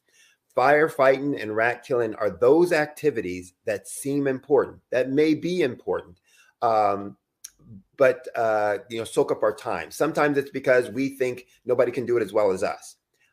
Sometimes it can be, well, it's important, but is it the urgent thing that's going to move us forward? Some things might be required, but it doesn't mean that we should be doing it as the business owner, leader, or entrepreneur. So here's a couple examples of the important, but not necessary for me to do and be priority, or that are required but not necessary for me to do. So there may be an issue going on in the business, or you may find or hear or read about an opportunity, something that is useful, and decide, oh yes, we're going to spend our time on that. It catches our eye. It's a glimmering, shining object that catches our attention, and so we want to immediately put it into place because we want to be proactive and get a jump start on things and not procrastinate. Well, that may be an important thing to do, just not now. It's not growing your revenue, or somebody else can have responsibility for it. You could be in a business that is highly regulated, Securities and Exchange, or some other kinds of businesses where the government, city, state, federal says you must do this as a requirement of the business. Well, that doesn't mean that you as the owner must be doing that, or you as the leader and president of the organization must be doing that. You may outsource that to someone else who can do that. And it doesn't mean that that thing isn't important. It just means it's never going to grow your business. So there are requirements I have, for in the US anyway, for certain benefits that I required benefits that I must provide to my employees. I must have them, but they're never going to grow my business. It's a regulatory requirement, but they don't grow my business. They don't get me more customers. I must do them. They must be completed, but I don't have to be, spending my time on that as the owner. I can have someone else doing that. So that's an example of those things. They may be important. They may not be. They may be critical, or they may not be, but they definitely don't drive revenue or profits. And we want to make sure that we're spending as leaders, as the owners, on the things that drive profits and revenue growth. What are the efforts that cause 80% of the revenue and profits and therefore 80% of our growth? I use, and I have a science background, so I use the concept of experimental design, and that helps us determine that. An experimental design is a research approach that scientists use to identify independent variables or efforts that have the most impact on some dependent variable or effect. And so that helps us to identify what are those core things that are going to be critical to the impact or the effect that we want. And so from Pareto ranking, we identify that there's only a few things, 20% of those things, that are the making us the most money. From experimental design, we identify that those few things are really 5 things. And they are this: more leads, higher conversion of those leads, more transactions once we turn a lead into a customer, having that customer do more transactions with us, being able to generate or charge higher prices, and then cutting costs so that more of that revenue goes to profits. Those are the 5 categories of activities that drive all growth in all businesses: more leads, higher conversions of those leads, more transactions with each of those customers, charging higher prices, and then reducing costs so that more of those revenues go to profits. So for more leads, how do we do that? And here's where I'm going to start giving just very basic, simple strategies and just a few, in each of the categories as far as I can get within the time remaining. More leads means this: leads are the lifeblood of a business. You can't have sales if you don't first have a lead. And the key to leads is really better marketing. What does that mean? Most of the marketing that we focus on or that we've been told about is wrong and therefore ineffective. And there are lots of marketing consultants out there, et cetera. This is not to disparage. This is really to make sure that you understand what it is you want and you're going to need when you're talking to someone who's going to, help you or assist you in marketing your business, or when you're going to start putting activities yourself in marketing your business. So the keys to more leads, good marketing. Good marketing is fundamentally about these three things: targeting the right market, targeting that right market with the right message, and using the right or most effective media for that message. So again, effective or good marketing is right market, targeting the right market, with the right message, using the most effective media. What's the right message all about? Well, first and foremost, it's about having something good to say. Something good to say means, what can I say about me as a leader, my business as an organization, that no one else can say? What can I say about me and my business that I do well, that we do well, that no one else can say? And that is relevant, another key part to it, to my target market's problem or pain point. So part of understanding that is, often we talk about things that are features to our product or service that are relevant to us, that have no bearing or no concept on the customer or target market's problem or pain point. We often talk about things that are platitudes that everyone can say. So what can everyone say? Oh, we have the most trained, the best trained people. We have, pick a number, 30 years of experience, 20 years of experience, 5 years of experience. Well, anybody can, have that number of years of experience, but what does that, do to tell the target market of what you're going to do for them to solve their problem, or, their pain, or provide them the benefit that, they're looking for? If somebody else can say it, then it doesn't differentiate me from anyone else. And how does somebody choose? Well, the only way they're going to choose then is on money, cost, price. And so we want to look at what is unique, really different about, me as a business, as a leader, that no one else can say. And how does that help my target market? Or how can I use that to help my target market solve their problem or provide the benefit that they want?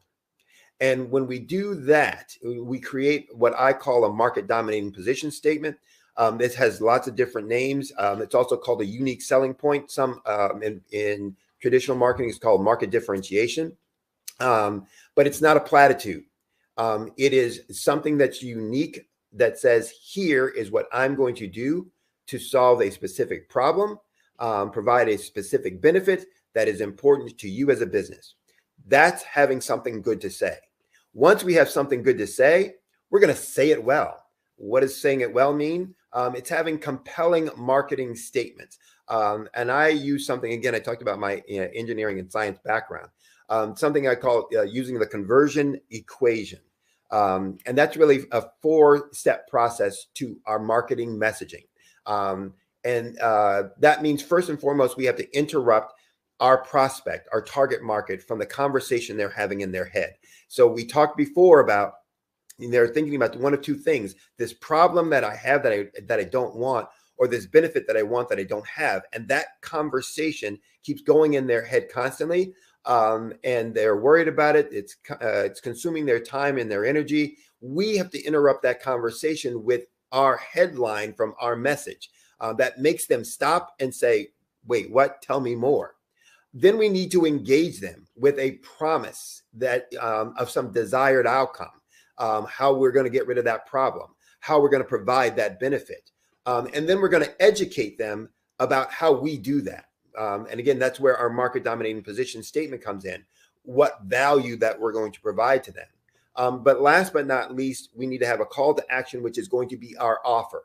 That needs to be compelling. I often call that my Godfather offer. I'm going to make you an offer that you can't refuse, not because I'm going to punish you or, do harm to you if you don't, if you do refuse it, if you don't accept it, but because you're going to look at it and say, I would be a fool not to accept that.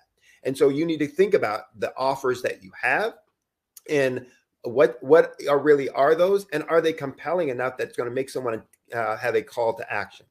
So if we have something good to say and then we say it well, then the only thing we need to do from that point on say it often. Repeat it, repeat it, repeat it. Get it in front of those target market, your prospective clients as often, as frequently as you can, so that it becomes kind of front of mind, front of concept for them. So effective marketing requires that right target, right message, right medium. And in this, I need to be very clear about not one of these, but all three of these. So typically, one of the issues with growing a business has been no integration of these things, that you will get coaches or consultants that are great at one or who deal with one of them. You will have social media marketers or digital folks who will help you with the medium, where to place it, Google ads or Facebook ads, etc. Or digital marketers who will help you, create, email marketing campaigns. You'll have advertisers or PR firms that will help you focus on the message. But there's very few folks that really will focus on, one, who is your right target, and the two, how do we integrate all of these three so that they're working together collaboratively. If you don't have an approach that's going to have all three of those in place, a right target, the right message, and the right medium, then you're going to have less than optimum success. You'll feel like you're stuck. You'll feel like everything that you're trying isn't working. And so it's going to be critical that we focus and integrate all three. More conversions. So that's more leads. More conversions is about getting a prospect. Once I've given this message and gotten them interested, getting them to say yes and hand over cash. That's basically all a conversion is. And from that, it goes back to what I was talking about before about compelling offers. And we need to have compelling offers that we're going to give to all of our clients or prospects that make them want to say yes. Now, most of our marketing is about the now buyers. And so most of our offers are for now buyers, people who are getting ready to buy right now today. Well, the science and the numbers tell us that in any market, that's really about 1% of the total market. And I don't care what market that you're in. And the example I always love to use for this is about food. We will all eat today. Something, some more than others, some less than others, etc. But eating is something that we typically do on a daily basis, but we don't typically buy food on a daily basis. So I will eat today, but I won't buy any food today. I'm not going to go to a grocery store.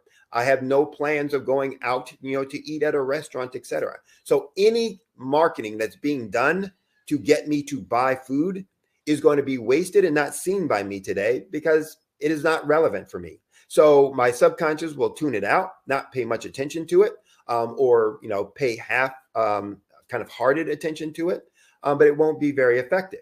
So most buyers are future buyers, maybe well down the future buyers or maybe near future buyers. But do we have any marketing that's going to those? So if most of our marketing is for now buyers, that's the buy now and get this this benefit or this reduced price or etc. Then we're missing out on the 99% of folks who are going to buy in the future. And for those, we need techniques like drip campaigns that an email marketing campaign will work on or work for you, or downsell offers. These are also great for converting potential clients. A drip campaign, again, is really for the not now buyers, the future buyers. Those folks who are going to buy in the future, but aren't thinking about it today.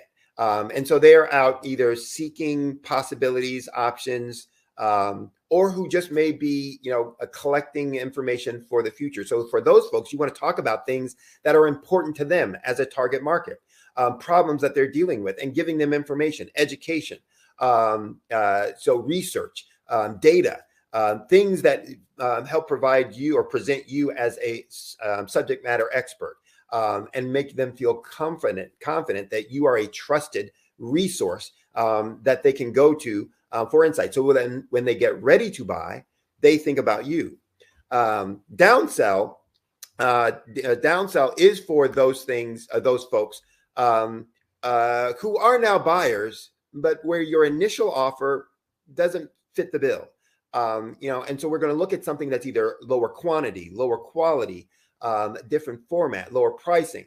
That's going to bring them in, at a different point to use and experience your product or services. So either of those can help with conversion.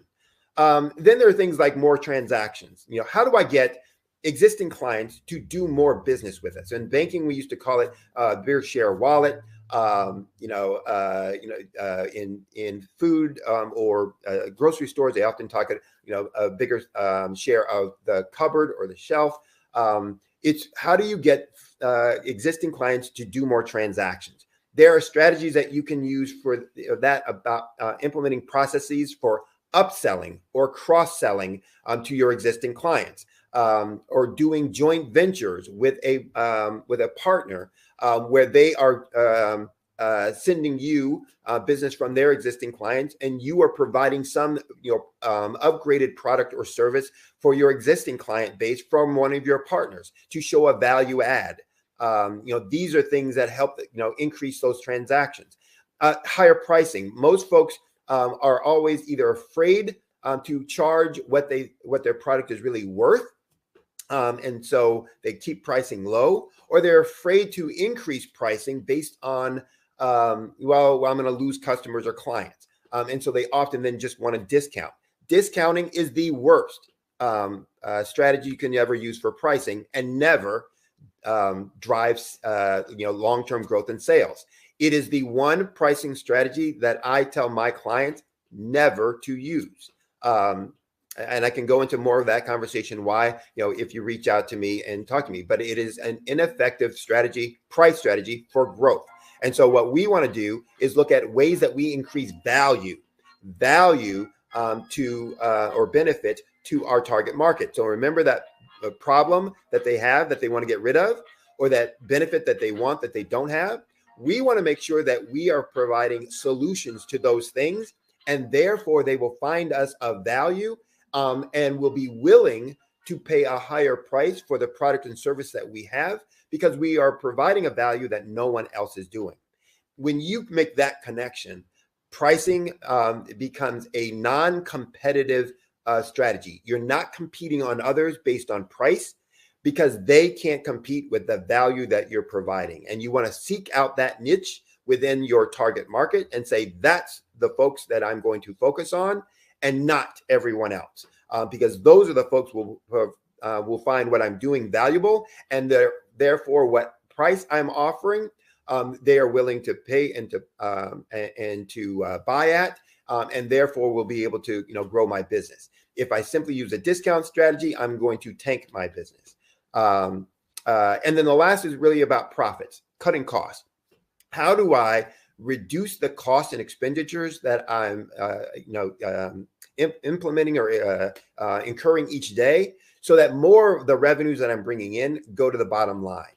And often when we think about cutting costs, we're not being strategic about it. We're not looking at what is needed and necessary. We're just looking at the big number, or the biggest number, and saying, let's get rid of it.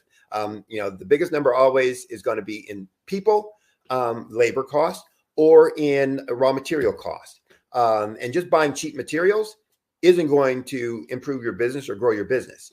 But working with your suppliers, your key core suppliers who provide the quality of materials or services that you need, and that you want, and that help you provide value to your clients, but working with them in ways that help drive costs down and become more efficient. Those are strategies that are going to lead to long-term growth and more profits because of a reduction. Looking for things that are inefficient within your system and structure. And those are things that I do with folks on the Six Sigma and total quality control kinds of things, are going to help you become more efficient within your business. So I guess in trying to wrap this up, it's not any one of these strategies that will lead to explosive growth. It's the fact that you can put in small incremental improvements in each of these areas that have a multiplicative effect on your entire business. And because they're procedure-based, process-based, behavior-based, they don't cost anything to implement, or they're very inexpensive at worst to implement. But usually they're low cost or no cost to implement.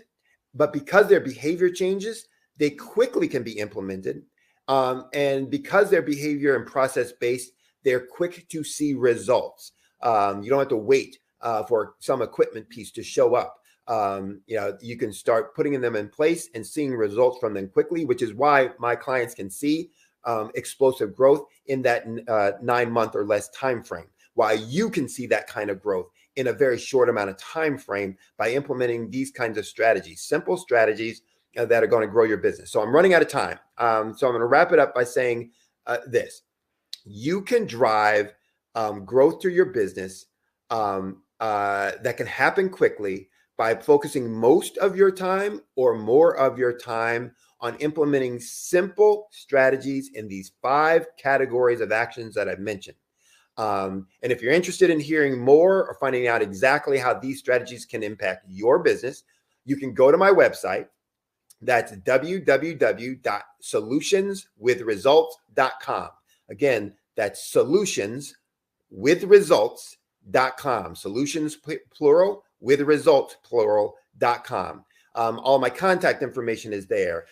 You can send me a question that I will answer within 48 hours. You can get my phone number, my email address, that you can contact me directly for further conversation. I also will do a free assessment, initial assessment that will show you in these 5 categories the growth that you can have for your specific business, or where you can find out more information about these things. So I look forward to hearing from you. To hearing the things that you're working on, or providing you more information that will help you, grow your business, move your business forward, and help you have the success that you want, whether you are a startup or whether you are kind of plateaued and looking for, ways to grow, from where you're at today. So again, I thank you for your time. I look forward to you being able to double your profits in less than a year's time. And here's to your success, going forward in the future. Sydney, thank you so much. You're amazing. Your information is invaluable. And my one question for you was, how can we connect with you to learn more? And solutionswithresult.com. I hope we all got it down, wrote it down, and visit your website, because you're amazing. Thank you so much. Thank you. Appreciate that. Thank you. Genius is common, and I'll see you on the other side. I know. Bye-bye.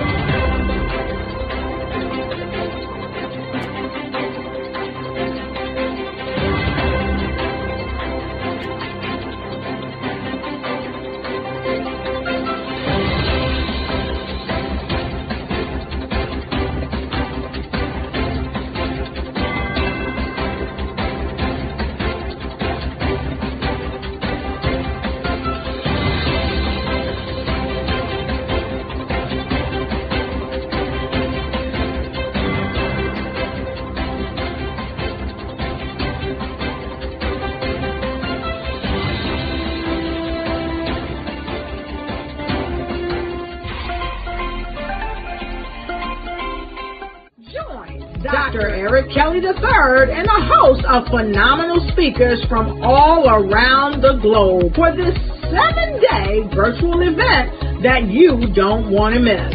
The mission of the Black Business Expo is to raise scholarship money from kids all the way from high school, all the way from college. The Black Business Olympics is one of the largest Black business showcases in the world. It is an opportunity for businesses and companies to showcase their businesses globally. We are going to be giving away laptops up to $5,000 away to students.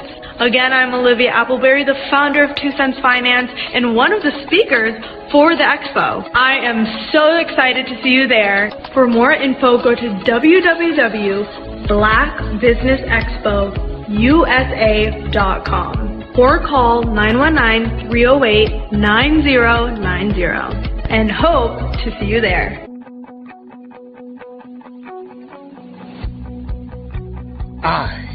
am black business. From the moment I wake until the time I sleep. Yes, I am black business. I am black business. Tell me, are you black business? I am black business. Do you support black businesses? Listen, I support black business because I am black business. Black Business Expo, one of the largest business showcases in the history of black business in the world. The world! Sign up today at www.blackbusinessexpousa.com or call 919-308-9090. I am black business. I am black business. From the moment I wake until the time I sleep, I am black business. I am black business. Are you black business? I am black business. Do you support black businesses? I support black business because I am black business.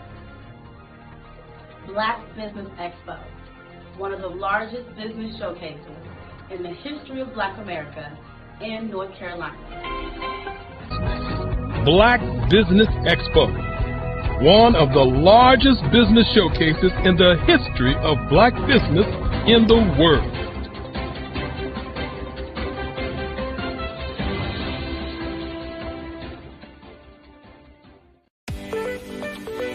You are in the right place at the right time.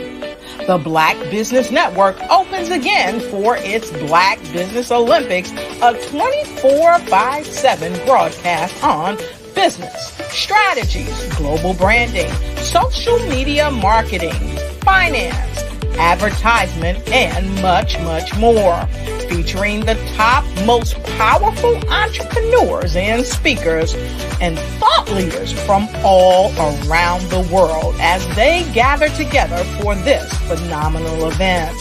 Join the Black Business Network streaming live into the metaverse, STEM City, USA, Black Multiverse, Pod TV, Roku, Hulu, iHeartRadio, Apple TV, YouTube, TikTok, Instagram, Google Podcasts, Facebook, LinkedIn, IBM TV, Spotify, and Twitch.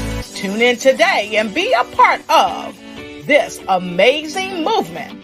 The Black Business Olympics welcomes you.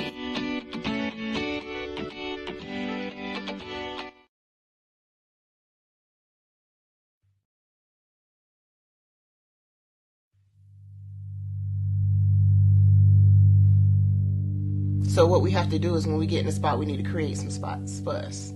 That's the main thing. We need to be able to be in a position where we're able to create those spots for us. For me, being an entrepreneur, I'm not just going to get a business and then leave you sitting high and dry. If you ask me some questions about entrepreneurship, I'm going to give you as much as I received. I've seen people who made it, and then when you ask them, it's like, okay, now you have to pay me for the information, the same information I got for free. We probably in totally different cities. There's no way that we're going to bump heads or anything. We're not competing. Bring me up with you. And so I just think that whatever education that I have, then I need to be able to give that to my own as well. So create the spots. You can create the spots when you get there.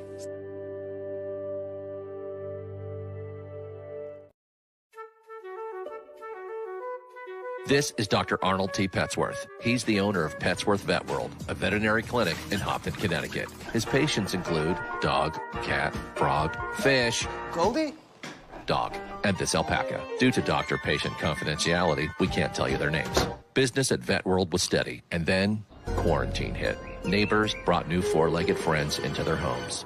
Bunnies. Bunnies everywhere. Dr. Petsworth welcomed these new patients with open arms. The only problem? There were more appointments than he could manage. That's when Dr. Petsworth turned to his American Express business card, which offers spending potential that's built for his changing business needs. He decided to hire a new assistant, Julio, and with spending power built for business purchases, he used his card to furnish a new exam room. Together, Dr. Petsworth, Julio, and American Express Business made sure all the pets of Humpton got the love and care they deserve. And everyone was happy. Get the card built for business by American Express. Follow the Brand TV broadcast host, Grant McGaw, as he visits with top executives and entrepreneurs to find out their secrets of success with their personal brand. Follow the Brand TV broadcast host as he focuses on brand development to build better relationships, bring value to your business, relationships, and career. You will enjoy listening to each episode that is tailored to speak to you directly. If you're looking for this type of clarity in terms of building your brand, you have tuned into the right station.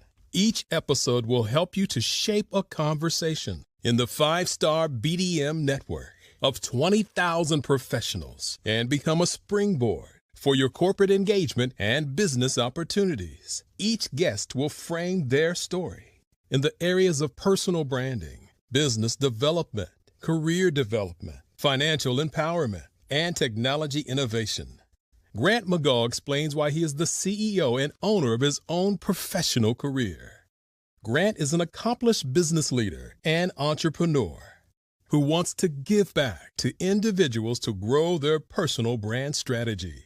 Tune in as he weaves his story about new possibilities, while to you exceed expectations. If you love storytelling, this show will make for fun.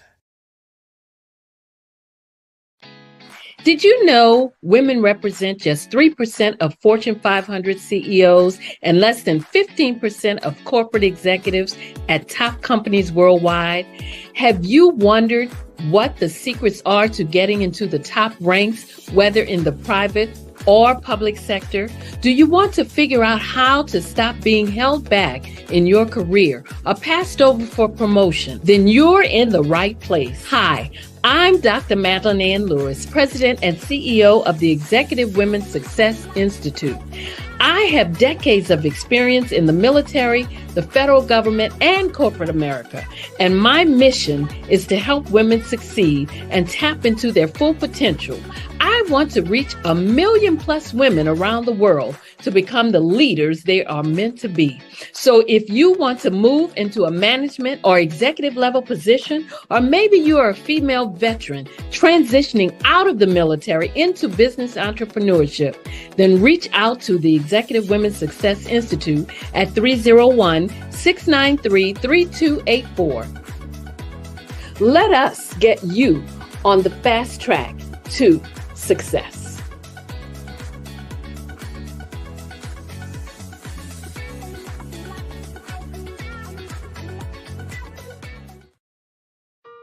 Hello, this is Israel, and I am CEO of Daydreams Interactive and author of Princess Planet. So, genius is common, and as a kid, I loved to daydream. Even as an adult, I love to daydream. And when my daughter became 6 and loved princess characters, but we just could not find the diversity that showed her, we created our own characters. So, for instance, you have Princess Nulu right here. Princess Nulu is from Uganda, and her genius is that she loves to take care of animals. She can actually even listen and hear what they say. And then we have Princess Isabella right here. Princess Isabella, she's from Cuba, and her genius is biochemistry. One day she hopes to eliminate disease. Then we have Princess Nia right here, and Princess Nia is based off of my daughter, and she wants to be the greatest dancer alive. So that's her genius. So what's your genius? My genius is my imagination. Genius is common.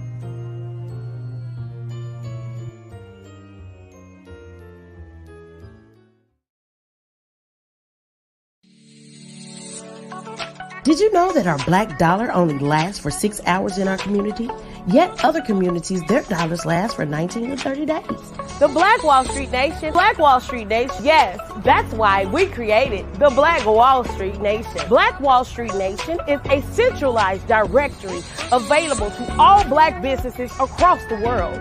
It was created for businesses like you, the ones that want to start and the ones who have a dream that have already started, such as businesses like Drop in a Bucket Productions, Valito Foods, Sugar Tea Branding Firm, All the Dazzle, Bun Cakeaholic, Miss Riot, and you.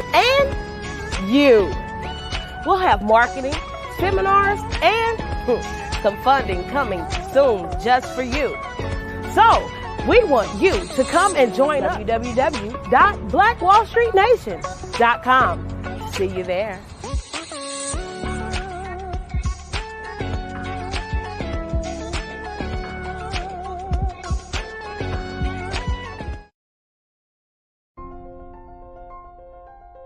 What if you could build your own city? A place where every child can find nurturing people to help them achieve their full potential.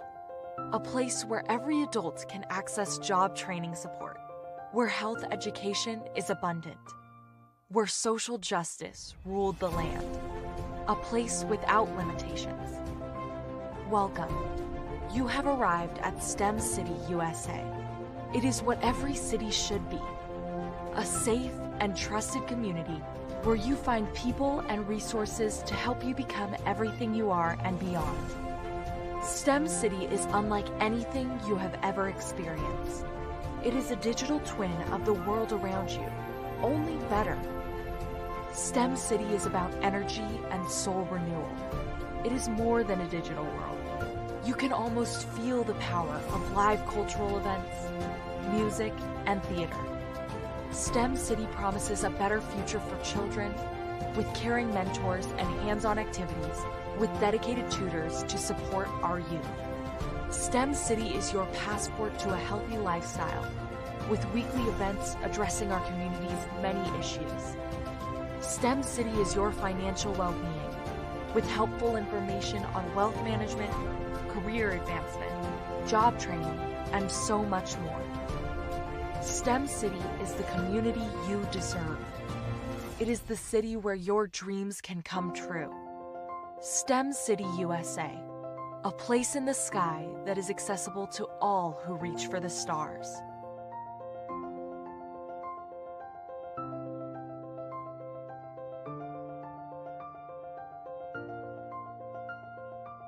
I'd like you to imagine with me, if you will, opening an app where you can collaborate with like-minded individuals from around the world, get inspiration and in-app tools to launch and grow your business, as well as share your knowledge and earn compensation, all in one app. Well, the name of that app is Truso, short for Truly Social. Hi, I'm Matthew Newman, the founder and CEO of Truso.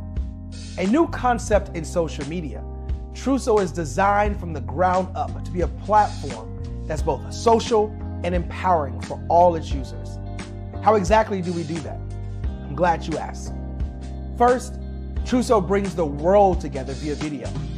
Psychologists assert that video provides a significantly more effective connection than audio only. When you enter a community on Truso, you're face-to-face. Second, on Truso, you don't have to have 1 million followers to monetize. Our business model allows all hosts and moderators to monetize, no matter the size of your following, by 1, producing fee-based content, and 2, inviting others to join the platform as subscribers. Even more, Truso has an in-app resource library with over 100 free resources, forms, and documents to help you build your brand and grow your business. Third, Truso is inclusive. The deaf and hard of hearing communities make up 360 million people worldwide. Unlike audio-only apps, Truso embraces this community, providing a networking platform that allows them to participate via video and closed captioning. We even have a deaf and hard of hearing foundation in the works as well. Fourth, Truso is both social and safe. We refer to Truso as a virtual extension of the beauty shop, barbershop and brainchild of the community. A place where there's laughter, along with wisdom, growth-oriented conversation, and genuine connections in a safe space. Trousseau even has proprietary security to ensure we maintain a safe environment for everyone. Where are we at now? Trousseau is live, y'all. We've launched in beta and we're acquiring users daily. We have an incredible development and marketing team, plus amazing celebrity influencers at the table, helping us spread the word around the globe, beginning within the African diaspora and beyond by creating a safe space for growth, connection, and collaboration. We're truly excited about Trousseau. We've created something special for which there is a global market. And we invite you to embark on this journey with us as a shareholder. The future for Trousseau is truly bright.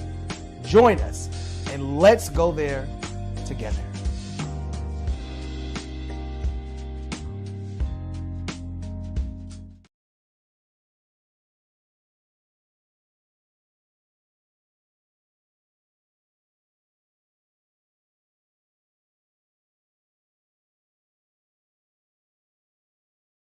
I'm Kenny Harris. My genius is being an entrepreneur. I'm the CEO of K-Lock, a company where I develop my very own line of kids supplements. I currently market my multivitamin for kids to help combat weak immunity. During the pandemic, research has shown that having a strong immune system is key to fighting off disease. My vitamins are for kids, but adults can benefit from them as well. I'm adding a proprietary blend to my supplement line.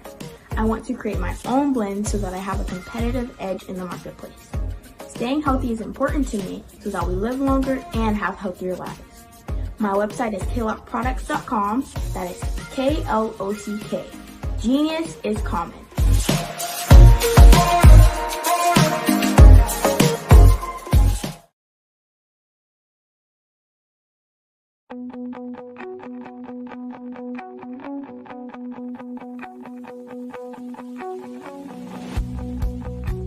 I am Black business.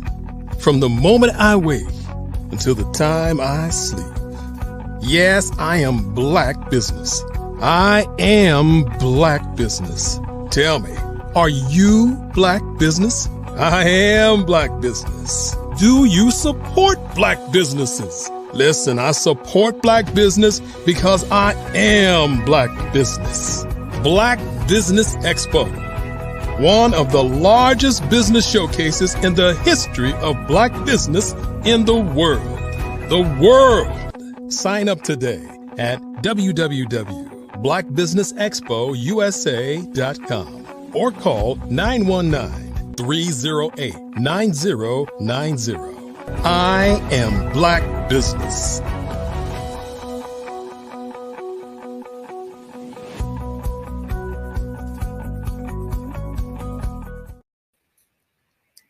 Good morning, business owners, entrepreneurs, thought leaders, and corporations. Welcome to the Black Business Network. My name is Eartha Watts Hicks. I am an award-winning author, publisher, PR writer, and affiliate for blackpr.com.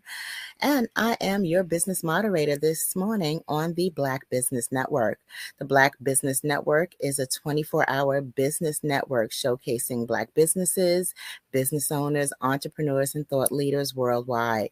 We have speakers from North Carolina, London, Singapore, Africa, Japan, and cities all over the United States. The Black Business Network is a global community sharing its business knowledge to empower, inspire, and educate businesses about business. Our next speaker is Dr. Barbara Wright. Now, Dr. Barbara Wright is the founder of Certified Dream Builder Incorporated in Kansas City and CertifiedDreamBuilder.com, an online business with the slogan of manifesting millions for missions who provide miracles for many. Or too many, sorry. She has over 20 years experience in grant writing and fund development, coaching, and consulting, and she has assisted in winning over $200 million in grants, contracts, and loans for nonprofits, for-profits, schools, and faith-based community and grassroots organizations. Now, welcome, please, Dr. Barbara Wright. Good morning. How are you? I'm great. Good morning, Dr. Barbara Wright. Yes, glad to see you here. And Genius is coming, and I'll see you on the other side. Thank you so much. Yeah. Good morning, everybody. I'm excited to be here. I'm at a place called There because I am doing what I love to do. And today I'm going to share some of that with you. What I'd first like to share is a system for you getting your 10-second statement together about what you would like to do. So if you're listening to this, you probably have some goal in mind that you are trying to reach.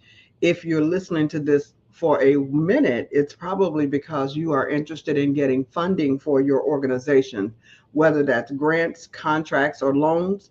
This is for you. If you are trying to do anything and need to develop a system, this is for you. I learned in my teenage years working at McDonald's, believe it or not, that they had a system for everything. And I learned that with a good system, they could leave a bunch of teenagers in there to run the restaurant and we would be okay because there was systems for everything. And they had taken time to teach us those systems so we could basically do it while they were gone. Well, I'm going to tell you that throughout the years, I continue to remember those systems or the importance of those systems and what those systems could do. And I have incorporated those systems throughout my life. And that is a part of my genius, is using those systems in order to make business better and to improve business over time. So I'm going to share some of those systems with you in hopes that you may be able to incorporate some of these in your fund development planning, which includes grants, contracts, and loans, whether you are a for-profit or a nonprofit organization. First of all, I'd like to share with you my 5W system. And my 5W system, again, helps you to develop that 10-second statement about your organization. And you not only need a 10-second statement, you need a 10-second statement, a 30-second statement, a 60-second statement. So you can take this same system and use it to develop each one of those statements that you're going to need, because sometimes you're going to only have 10 seconds to share information about your organization. Sometimes you're going to have 30, sometimes you're going to have 60, and there may be an occasion where you have 5 minutes. So if you have all of those already ready that you can kind of just pull out, then it's all the better. So the 5 W's: who, what, when, where, and why. And you've heard that if you are in journalism, you've heard that in probably many different types of industries. But for the grant writing industry, this is what those stand for. So let's talk about the who. The who is, who are you? Personally, academically, and professionally. You need to be able to explain who you are personally, academically, and professionally. Who are you serving? Your initial targets, and then your future targets. And remember, when you plan a business, or maybe this is an introduction to you, when you are planning a business or a nonprofit, you are doing a strategic plan, which means that you are projecting out at least 3 to 5 years. So right now, your initial target may be these people, but in the future, your target may be someone in addition to those people that you're starting with. Who are your collaborators? And by collaborators, I mean partners. And I get a lot of questions about who the collaborators are, who the partners are. These collaborators or partners could be local, national, or international partners, depending on whether you're doing local, national, or global work. Your partners are people who are going to help you reach your goals while they are reaching their goals. Your partners, think of peanut butter and jelly. I say that a lot because it helps you to think how they need each other. Peanut butter and jelly. And some of you would say, I don't like peanut butter and jelly together. But for the most part, peanut butter and jelly goes together. If you are a hamburger, a bun makes it nice. If you are a hot dog bun would make it nice. So if you think like that when you're thinking about your collaborators, those are people that work with you in order to make a sandwich, or they work with you in order to make your program, product, or service even better. Those people stand to gain from you being successful.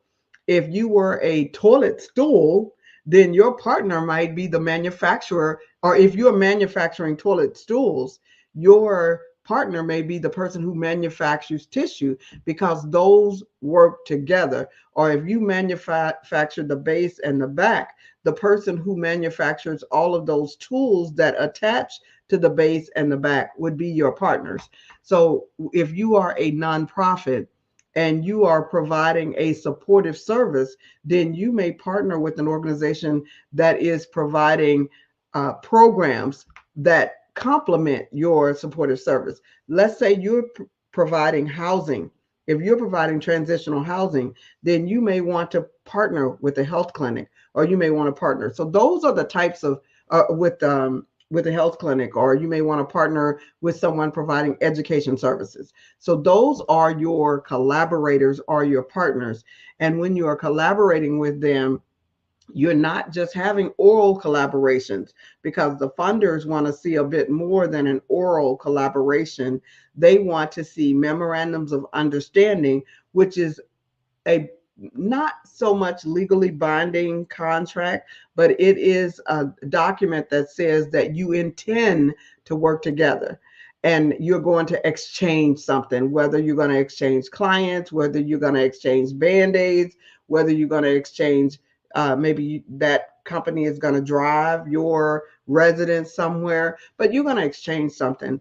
There's another agreement called, or another letter of support is the other thing. And that letter of support is just a pat on the back that says, we appreciate you, we like what you're doing, but there's not going to be any exchange. So your collaborators may provide you a memorandum of understanding, which, if for short, you will hear it in the grant writing industry as a MOU, as an MOU. So MOU is just a memorandum of understanding, which says that you're going to exchange something in the process.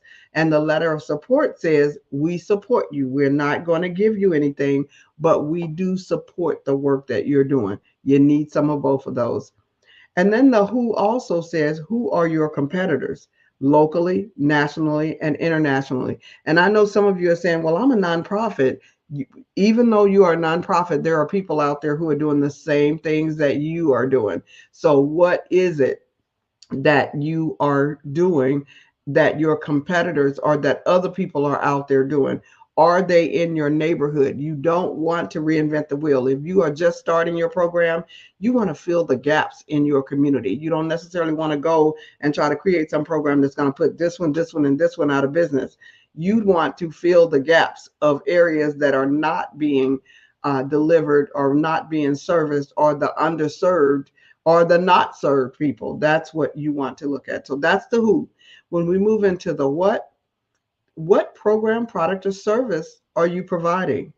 And I don't think I prefaced this with who I am. So I'll tell you about my program. My program is certifieddreambuilder.com. You can find me 24/7 at certifieddreambuilder.com.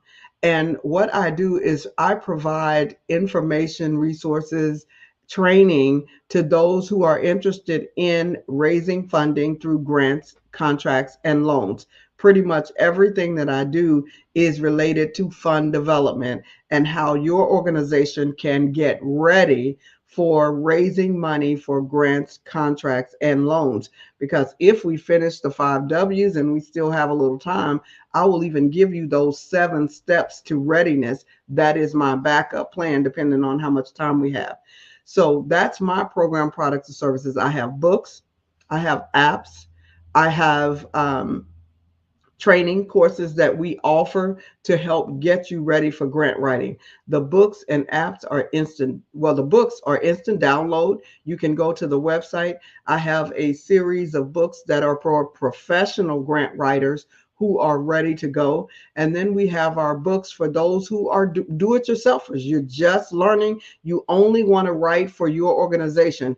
We have books for 25 different topics, and these topics are priorities. Now we're talking about the what. What am I offering? Those priorities include reentry. They include arts and visual and performing arts. There's a book for transitional housing. There's 25 different topics on there. We also have another set of notebooks that provides additional information, a logic model, and 50 federal grants that would support your organization for 500,000 or more, and they're giving out at least 40 to 100 grants for each one of those 25 topics. So you would find that at CertifiedDreamBuilder.com. That's my what. I provide supportive services to those who are trying to obtain funding. I provide training and support. So you want to make sure that you know what program, products, or service you are providing and at what price you are providing that. The when are you providing your program, product, or service? You're providing it hourly, daily, weekly, and you want to make sure that you are providing it online so that no matter what happens with our COVID shutdowns, no matter what happens with anything that takes place, you are prepared and you are ready to go. So what program, product, or service are you providing, and at what price? When are you providing your program, product, or service? At what cost per unit are you providing it? Are you providing it hourly, daily, or weekly? Your where is where will you work? You've determined who you are, who you're serving, who are your collaborators, who's your competition. You have determined what program, product, or service you are offering to the public. You have decided when you're offering it, whether it's weekly, daily, monthly, quarterly, hourly. You have determined.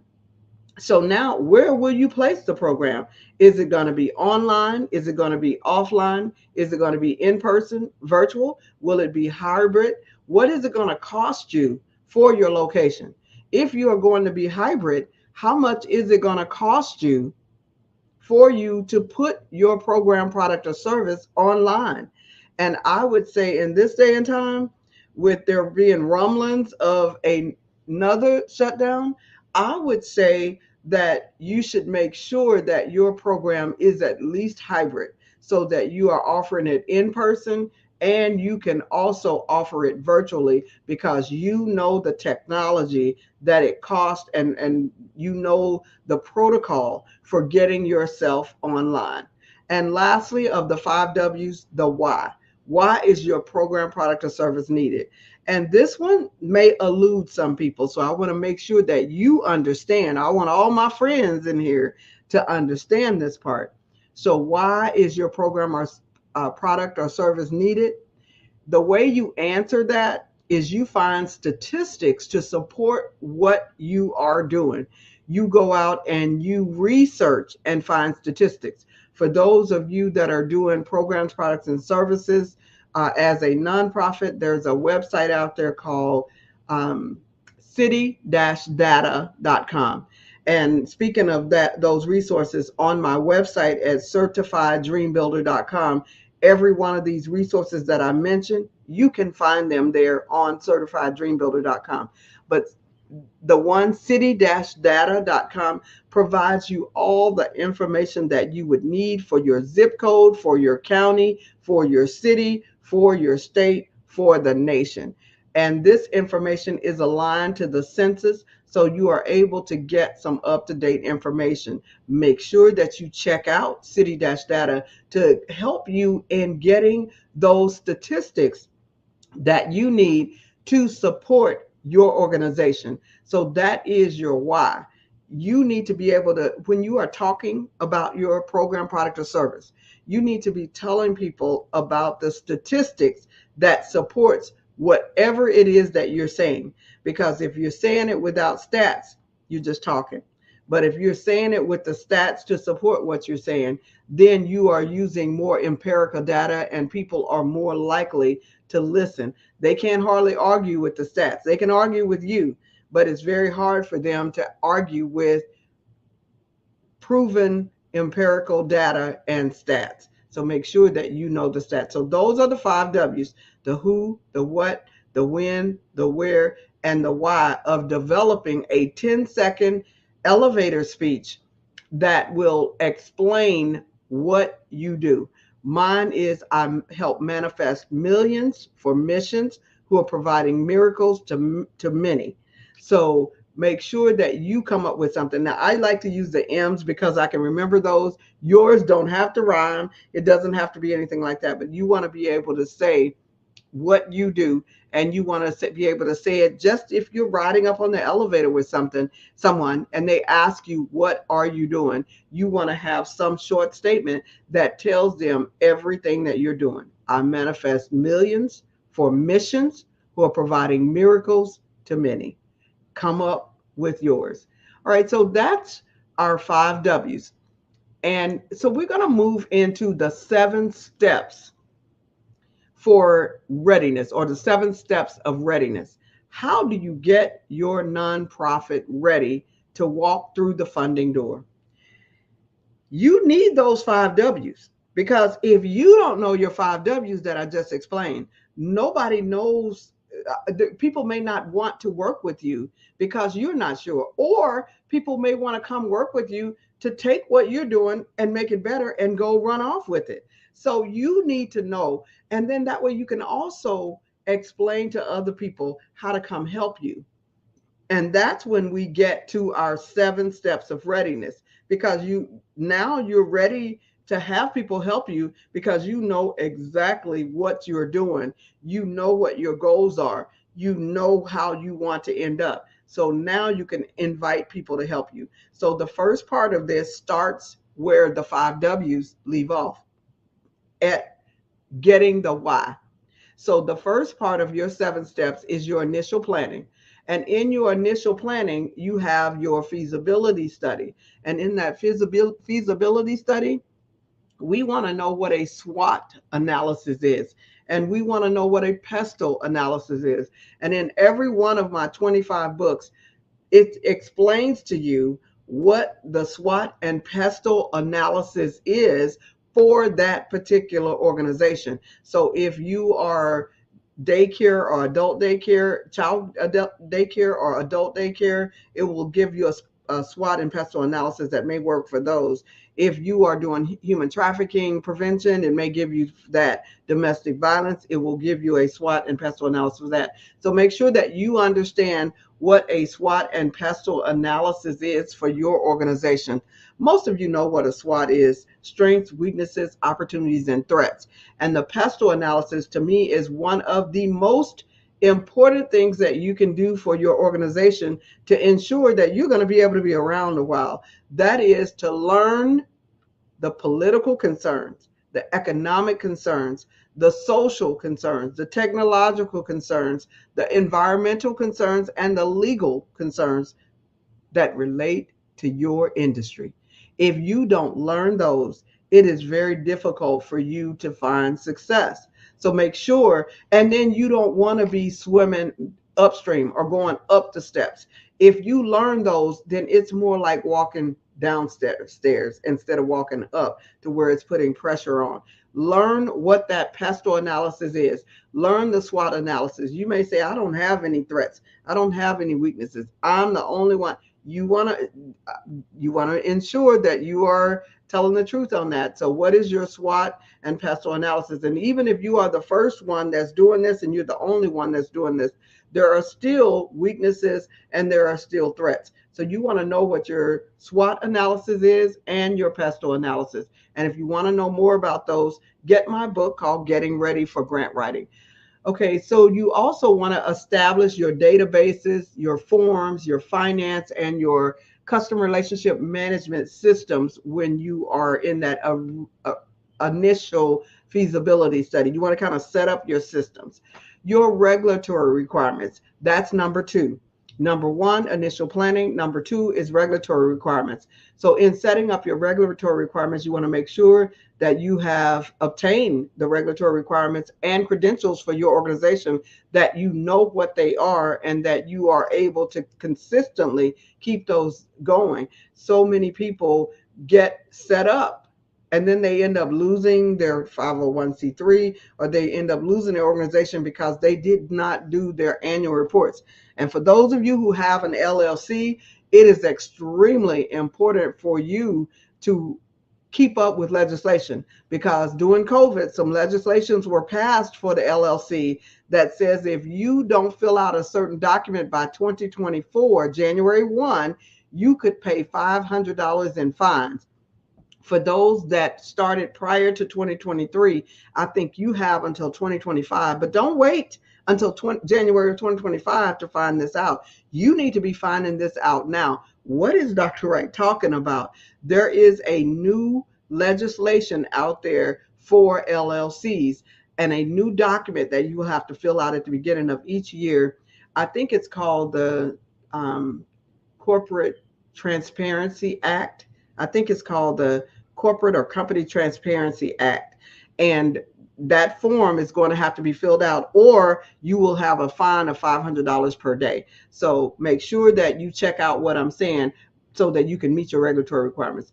And you want to establish the state incorporation. You want to establish your 501c3 if you are a nonprofit organization.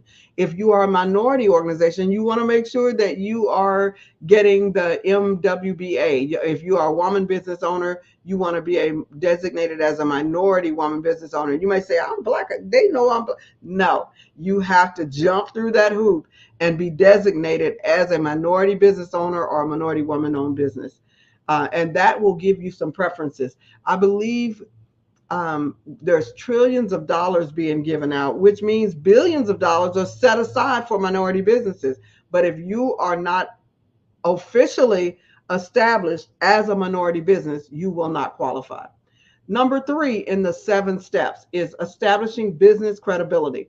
In establishing business credibility, you want to make sure that you have a bank that you can work with, and you want a Cheers bank. Actually, I love to call it a Cheers bank, because in a Cheers bank, somebody in there knows your name. So you want to go to a bank to where they care enough about you for somebody to know your name. And there's probably 1 or 2 individuals in there that you really want to know your name. And those are the wealth managers, because those wealth managers know the 5th generation millionaire, billionaire types they hold their account, and they know when the accounts reach a certain point, they give out grants. So there are some organizations, especially your larger banks.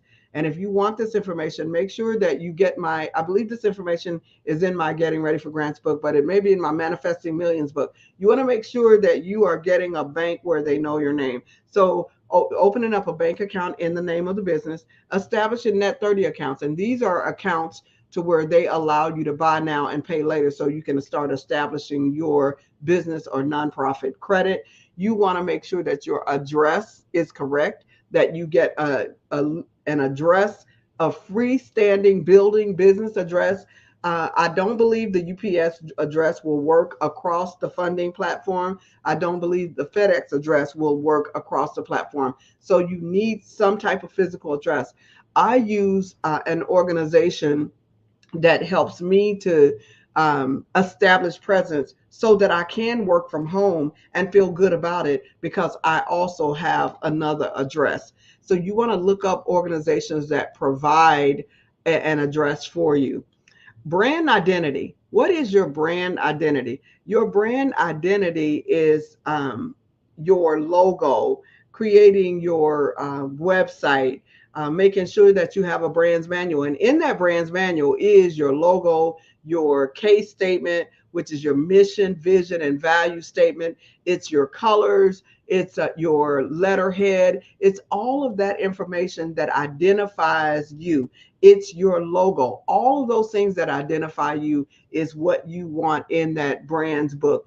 And your website, you want to know who your home, your welcome page. You want your about us, or who we are, what we do, get involved, and you want your contact us. So those are the different things that you need on your website, and you need to build a social media presence. We're moving to number 5, collaborative identity. And remember, there's 7. On our collaborative identity, you have your community forum or community foundation registrations, your government registrations. You have your fundraising packet that shows what you intend to raise over the next few years, sometimes called your financial plan. You need your logic model, which tells your goals, your objectives, your activities, your evaluation, your impact that you're going to have. You want that logic model with your timeline. You want your board member names and your advisory boards. There is a difference between the board and the advisory board. And if you need to know more, get my book, Getting Ready for Grant Writing, because this list of information that I'm giving you is that total book. It helps walk you through it so that you can get yourself ready for grant writing. And then, as earlier I talked about the MOU, letter of support, that's the other thing that you need doing collaborative development. Number 6 of the 7 is sustainability plan. You need to make sure that your organization is scalable. You have a scalable operating budget. That means the amount of money that you need to actually run your whole organization. You want to have your project budget. That is the amount that you're asking this funder for. You may have 10 funders, but each funder, you're going to ask them for one of the line items in your budget or for some project in your budget. So that's why you need an operating budget, and you're going to need a program budget for every time you apply for a grant, and then your sustainability and financial plan. Lastly, number 7 is your grant writing tools. You need your grant writing template, which basically is your full grant. Now, we have developed the 1 Hour to Grants app that you can download on iOS. And that 1 Hour to Grants app will help you. It will ask you a series of questions. It's just like AI. It asks you a series of questions, and then it prints out a full grant for you that is customized for your organization. And what I love about the new AI system is now you can take that printout and feed it into one of the AI systems and get an immaculate customized grant, rather than just some of the empty jargon that comes out of AI when you're not sure what prompts to put in. The app provides you a great prompt. So keep that in mind. But you want a template of what you are providing, because you're going to use that to train your board members. You're going to train your advisory board members. You're going to train your volunteers with that so that they know what your logic model is. They are able to look at that logic model and see exactly where they fit. Now, I have developed a logic model that includes the budget, and that is the difference between my system and another system. And I see I may have another few minutes.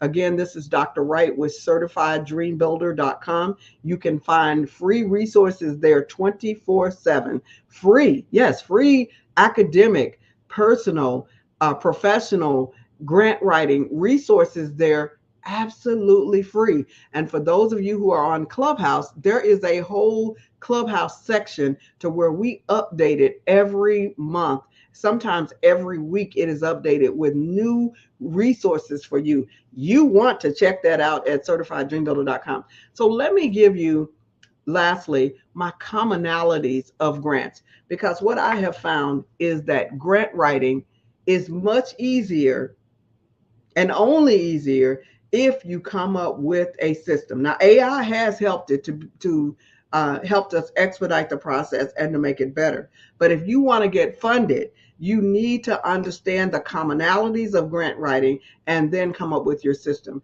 So what are the 4 commonalities of all grants? I don't care how little money they're giving away, or if it's a federal grant where they're giving out millions of dollars. What are the 4 commonalities? Number 1, the executive summary sometimes called the letter of inquiry, because they will ask for a letter of inquiry instead of the grant, and then they'll decide whether they want to invite you to apply. So and that's, you get that from those 5 W's that I talked to you about earlier. So your executive summary is just an explanation of those 5 W's, to where you are telling them who you are, what you're doing, when you're doing it, where you're doing it, why you're doing it, and you're including how much do you need. That's your executive summary, and that's your letter of inquiry. So that's part 1. There are 4 parts, remember. Part 2 of the 4 is your narrative, which is the story of the grant. And you know what? It's saying the same thing you said in the 5 W's: who, what, when, where, why. But now you are expanding it based on how much room. Some grants give you 2 pages, some grants give you 15 pages, some grants give you 25 pages. But you need to stick within the amount of pages that they give you to tell your story. And your story needs to be one that touches hearts. So under that story, you've got your needs assessment, you've got your program goals and objectives, your logic model, and you've got your evaluation that is in that story. How you're going to disseminate information, how you're going to sustain the program, how you're going to evaluate the program. All of that is under that narrative section, a description of what you are doing, your history. All of that is in that narrative section. Not necessarily in that order, but that is where you find all that information. Number 3 of the 4. So I gave you 1. Number 1 is executive summary. Section 1 is executive summary of any grant. Section 2 is the narrative. And the executive summary is the 5 W's. So section 2 is the narrative that expounds or expands the 5 W's. Section 3 is your budget and budgeted narrative section that explains the cost, what it costs to actually do your program. And you're given a line item budget, and you're also given a narrative statement, a brief statement about what each one of those lines mean. Most grants, almost all grants, will give you this. And lastly, number 4 is your supporting documents. That's the proof of what you said. And I see that she is back. How are you? Yes, I am. Thank you. Thank you so much, Dr. Barbara Wright. Today is just one of those mornings where I'm taking plenty of notes myself. I've already gone to certifieddreambuilder.com. Right. Your website is full of information, and your insights as well, just phenomenal. So thank you so much for sharing with us this morning. Jean, how can we connect with you on social media? You can connect with me at certifieddreambuilder.com. I'm also on LinkedIn. I am on Facebook, Instagram, TikTok, all of them. So Dr. Barbara Babby Wright. Thank you so much, Dr. Barbara Babby Wright. Genius is common, and I will see you on the other side. Thank you. Thank you. Wow, that was amazing. Whew. Okay, well, the Black Business Expo's mission is to raise funds for our high school seniors going to college or K through 12 entrepreneurs.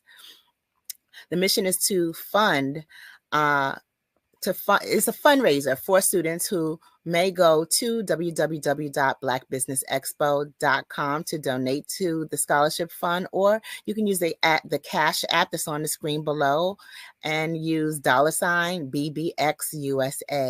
Our goal is to give laptops in up to $5,000 to 10 students. Students can register online at www.blackbusinessexpousa.com.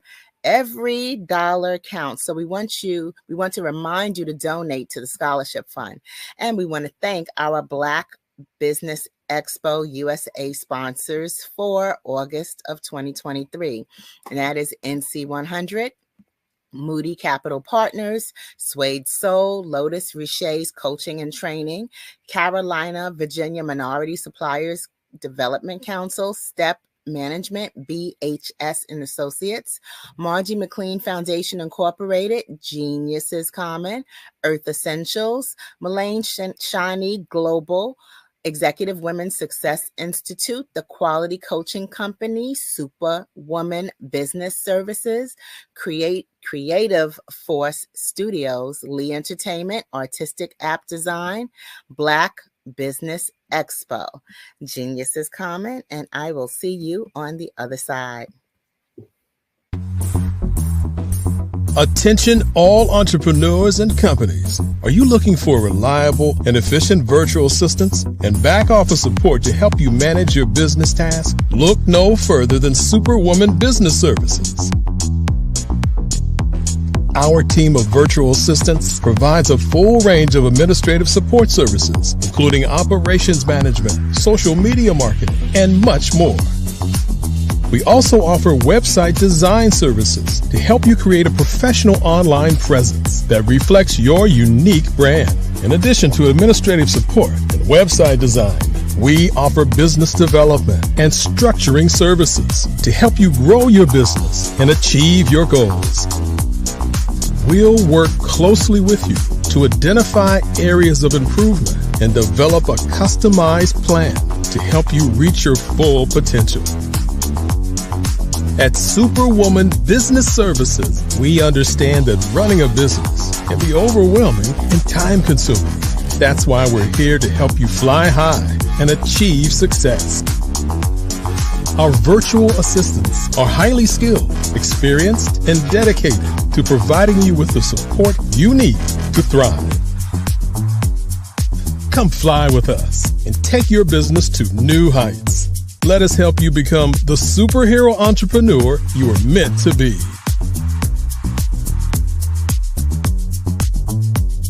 Contact Superwoman Business Services today to learn more about our back office support services.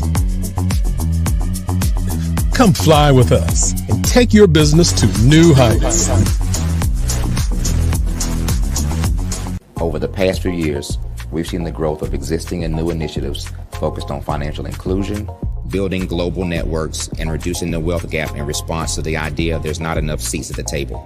Whether their outcomes are to increase the representation of Black executives on corporate boards, ensure an inclusive global economy, or to create new U.S.-African commercial pathways, the strategies are often carried out by separate programs. The question is, should they be? With the continent of Africa being home to more than half of the world's fastest growing economies, the youngest workforce, over 400 companies generating more than $1 billion annually, 700 generating more than $500 million annually that are poised for growth, and being the destination of nearly $5 billion in venture capital in 2021. Diversifying U.S. and Africa commercial engagement by building bridges between African businesses and their U.S. diaspora should begin being seen as mutually beneficial. From helping to reduce Africa's enormous capital gap to catalyzing two-way trade opportunities, the COVID-19 global pandemic hopefully has taught us that global challenges and opportunities are more interconnected than we thought. During the pandemic, African companies like Unicorn Flutterwave, insurance provider Reliance Health, ride-hailing app Yasir, and 54Gene, the continent's first bank of DNA on people of African descent, proved that when African companies have access to networks, capital, and information, they grow big, grow fast, and create solutions that are valuable to the world. This is why Be Direct was created. We are the first U.S.-based but African-centric board preparedness and board search company designed to connect U.S. Black talent and corporations to African businesses. Unique and fundamental to Be Direct's success is our process of helping board candidates adapt their experience and networks to an African context before they're connected to high-growth companies that are looking to locally and globally scale. From our focus groups with African business execs and government leaders, we don't ignore the sentiment that business is easy, but people are hard. Having a pool of board candidates with hard-to-access networks and extensive experience across the business life cycle, including successfully raising capital, is table stakes for an initiative like this. So yes, we have that. But corporate or entrepreneurial success in the U.S. does not guarantee success in Africa. Developed alongside industry partners on the continent, our training program, Be Direct Prep, is designed to transpose their experience to create cultural comfort, understanding, and a commitment to helping businesses in Africa scale. Our board governance sessions are African continental and country specific, integrated with cultural awareness and dexterity training, masterclasses led by African industry execs, and mentoring and coaching from African continental-based facilitators. But even more unique to Be Direct Prep, we cap off our training program with an immersion trip to help candidates that have not been to Africa before see and feel Africa's complexity and opportunity from African soil. We all know traditional network-based board placement has historically left a lot of us out of ever really being in the paid board pipeline. Our strategy supports the work of many great organizations that are successfully filling seats at U.S. board tables by creating more tables for those that are still left on the sideline. It's time to start seeing the role and value of U.S. Black talent and businesses on the continent of Africa differently. Old perceptions and habits limit economic inclusion. Let's transition Black talent and the African businesses they will support from the periphery of the global economy to its core. Living in a global lockdown, we all know now how fast local and global economies can change, and see the value of having businesses that hire, strengthen local value chains, and even grow globally. Status quo in any form holds back progress. We must democratize U.S.-Africa commercial engagement by socially and economically connecting cultures that have long been disconnected. It's time for Africa's U.S. diaspora to redefine their global value by helping African businesses scale continentally and globally.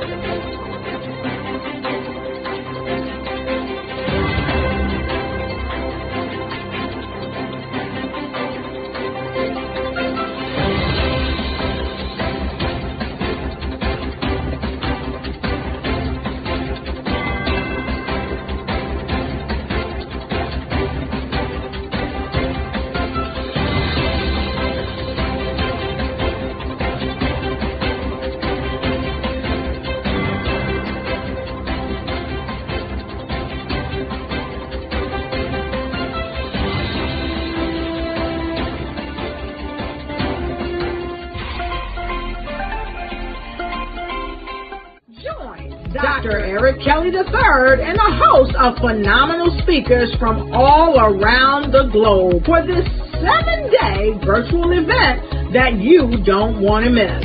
The mission of the Black Business Expo is to raise scholarship money from kids all the way from high school, all the way from college. The Black Business Olympics is one of the largest Black business showcases in the world. It is an opportunity for businesses and companies to showcase their businesses globally. We are going to be giving away laptops up to $5,000 away to students.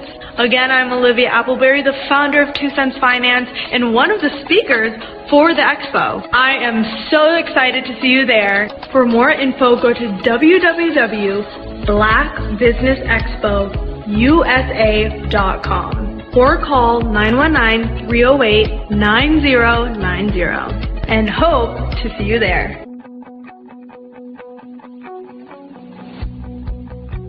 I am Black business.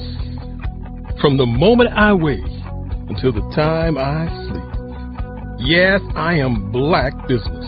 I am Black business. Tell me, are you Black business? I am Black business. Do you support Black businesses? Listen, I support Black business because I am Black business. Black Business Expo, one of the largest business showcases in the history of Black business in the world. The world! Sign up today at www.blackbusinessexpousa.com or call 919-308-9090. I am Black business. I am Black business. From the moment I wake until the time I sleep, I am Black business. I am Black business. Are you Black business? I am Black business. Do you support Black businesses? I support Black business because I am Black business. Black Business Expo, one of the largest business showcases in the history of Black America in North Carolina. Black Business Expo, one of the largest business showcases in the history of Black business in the world.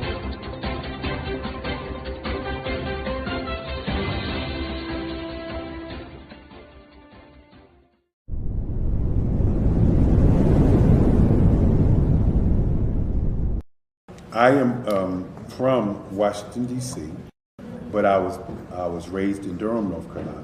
I came to Durham when I was about 5 or 6, and then I traveled back and forth to D.C. because it's where my people are from. One of the unique things about my family is my mother, she's also an artist. She does quilting, and she does a lot of artistic things. And then my son, he draws with both hands, his right hand and his left hand like I do. So that's kind of a family trait. And then my other son, he's a videographer, and my daughter, she works, she's a regional vice president for Sunglasses. When you start out drawing and sketching, you want to continue to explore, you know, each avenue. I do pastels, I do pen and ink, I do painting, I do acrylics. I haven't done oils yet, but I try to do all facets of art. What I say to a lot of times to people is, you know, you can't put yourself in a box when you're an artist. You have to explore. And over the course of my life, I've tried to explore different mediums. I also do sculpture as well. I choose my subjects by the intensity that they have in their faces, or the intensity that somebody is moving, because I do more than portrait drawings. I also do I do abstract, and then I do figurative drawing also. Well, what happened in this particular show is that I started out trying to come up with something that would be a little bit different than what everybody else is doing. So I was working on a Barack Obama show, and they wanted me to do some paintings of Barack. And so what I did was, because of the deadlines, I kind of did it kind of fast. And then I realized when I was doing it fast, I enjoyed it. And so then I started doing other pieces the same way, and I started to enjoy those pieces also. And so I came up with this particular style, and it's a style of lines and colors. And what's interesting is that when I was in college, I did a show called Lines, Colors, and I talked about the boldness of the blacks, the hotness of the whites, and this is how this has come about, you know, later on in my life. And the colors comes from a lot of the entertainers that I work with, where they wear different colors. They don't wear, you know, your plain reds or your whites. They wear different colors, and so that's also another piece of what's giving me the colors. The subtitle of this show is Faces That Speak Life. That's real critical. Faces that speak life. Each one of these pieces is a life source and a life energy that's being put on display for people that are looking at them.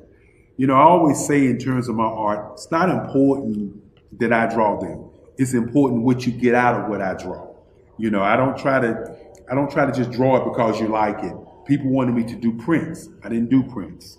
You know, people asked me to do different people, but the people that I choose are people that make a difference in the lives of people in the world. So the human landscape idea was, again, as I say, the lines represent your emotions, it represents your ideas, and it represents your journey as a human being. And that's why you get the different pieces and the different looks.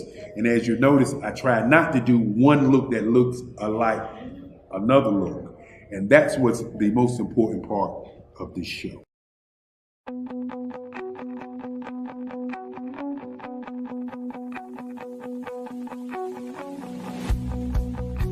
I am Black business.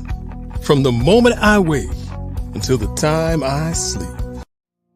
Did you know that approximately 333.34 million businesses exist today, according to a report from 2021? And you may be one of those businesses, or maybe you're not in the business market yet, but you're aspiring to be a business owner. Well, guess what? You're in the right place at the right time. Because let's face it, everything is about timing and opportunity.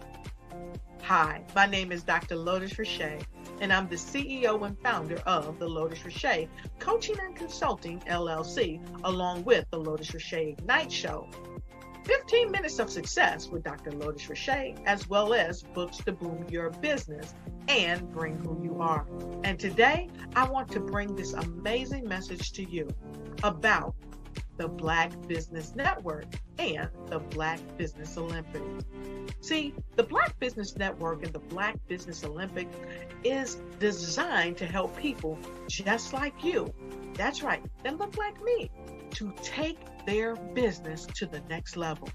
Not just in your front yard or your backyard, but globally. The Black Business Network and Black Business Olympics is designed not to just help you survive, but to help you thrive.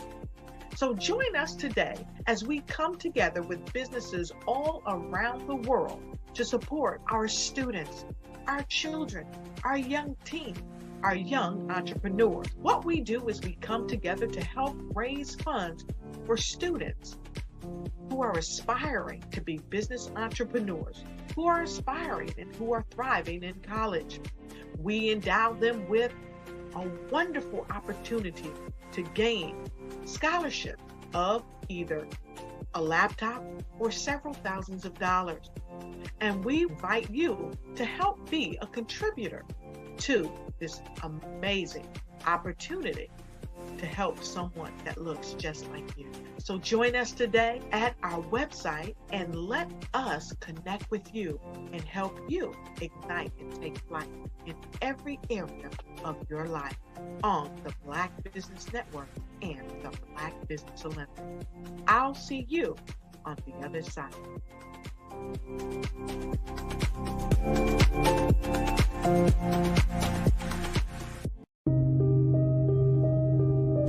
The Black Business Expo is changing my life. This year, they are giving away laptops and even $5,000 in cash to students just like me. I'm Alexis, and I want to go to college to fulfill my dream of becoming an entrepreneur. Help the Black Business Expo going to www.blackbusinessexpousa.com and also becoming a vendor, a sponsor, or donating. Let's get drastic, building relationships to get you known, get you connected, and get paid.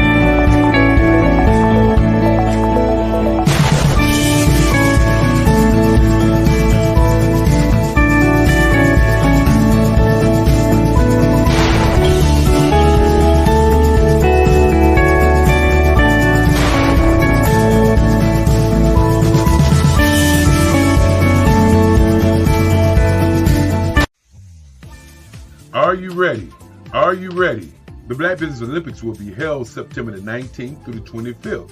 Can't wait to see you there. I'd like to invite you to the Mastermind meetings. The Mastermind. Prepare for what's coming and dominate in economic winter. Stand strong and thrive by showcasing your great products and services globally through the Black Business Network and Black Business Olympics. The Black Business Network has showcased over 2,000 companies with over $7 billion in sales each year. Over 10 million attendees have viewed the rebroadcast each month. Through the Black Business Olympics, unique styles of business training and mentoring are turning students into business owners and entrepreneurial warriors who will dominate in any economy. Gain the ultimate advantage of the Black Business Olympics, 7 days of unbelievable topics and speakers speaking around the globe. Donate your time and experience to provide expertise and scholarships to students worldwide and change the world. Now, more than ever, new insights, tools, strategies, and capabilities are needed. This is your chance for a major presentation to the world. Fill out the form and join the more than 2,000 speakers who have presented to over 200 countries. Join the Black Business Network streaming live into the Metaverse, STEM City, Black Multiverse Enterprises, Hulu, Amazon, YouTube, iHeartRadio, Apple, Facebook, LinkedIn, Pod TV, IBM TV, Spotify, and Google Podcasts. Sign up today. Spaces are limited, and we will see you there.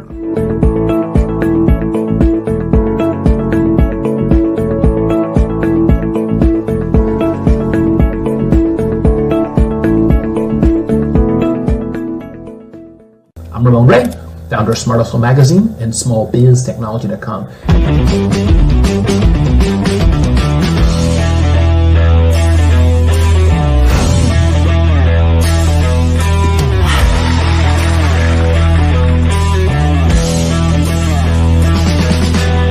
You're here today to celebrate small business success.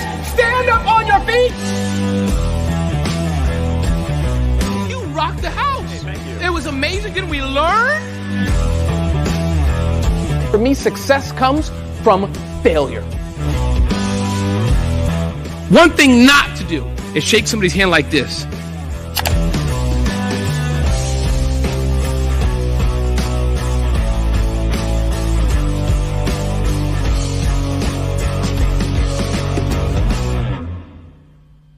I was born in a little village on the island of Haiti.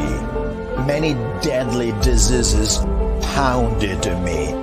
It is as if they were on a mission to end my existence on this earth. I refused to give up. In 1983, I left Haiti and came to the United States of America. And I came with $5, 2 shirts. I didn't speak any English. I came to Atlanta. I got a job. I was a doorman. I was a doorman with a dream. What I used to do, I used to come on stage. I'd rehearse this moment that I'm standing in front of you. That's the power of a dream. Maybe today is the day you begin acting as if you already have it. And then step out with full force. Take a risk. No condition is permanent. Don't let your situation distract you. You are chosen. You are called. You are born for a purpose in this life.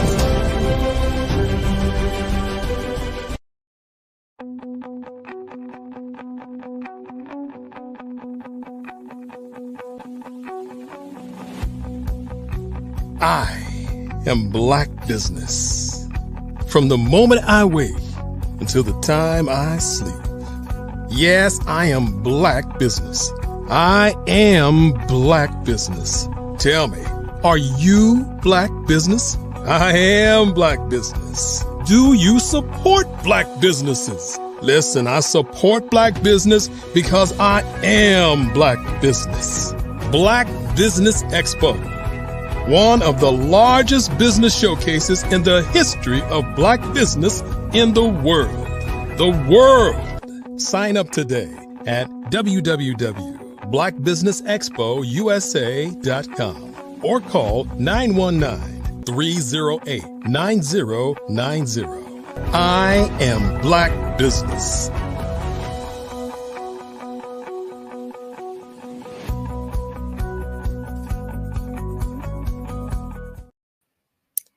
Good morning, business owners, entrepreneurs, thought leaders, and corporations. Welcome to the Black Business Network. My name is Eartha Watts Hicks. I am an award-winning author, publisher, PR writer, and affiliate for blackpr.com. I am your business moderator this morning on the Black Business Network.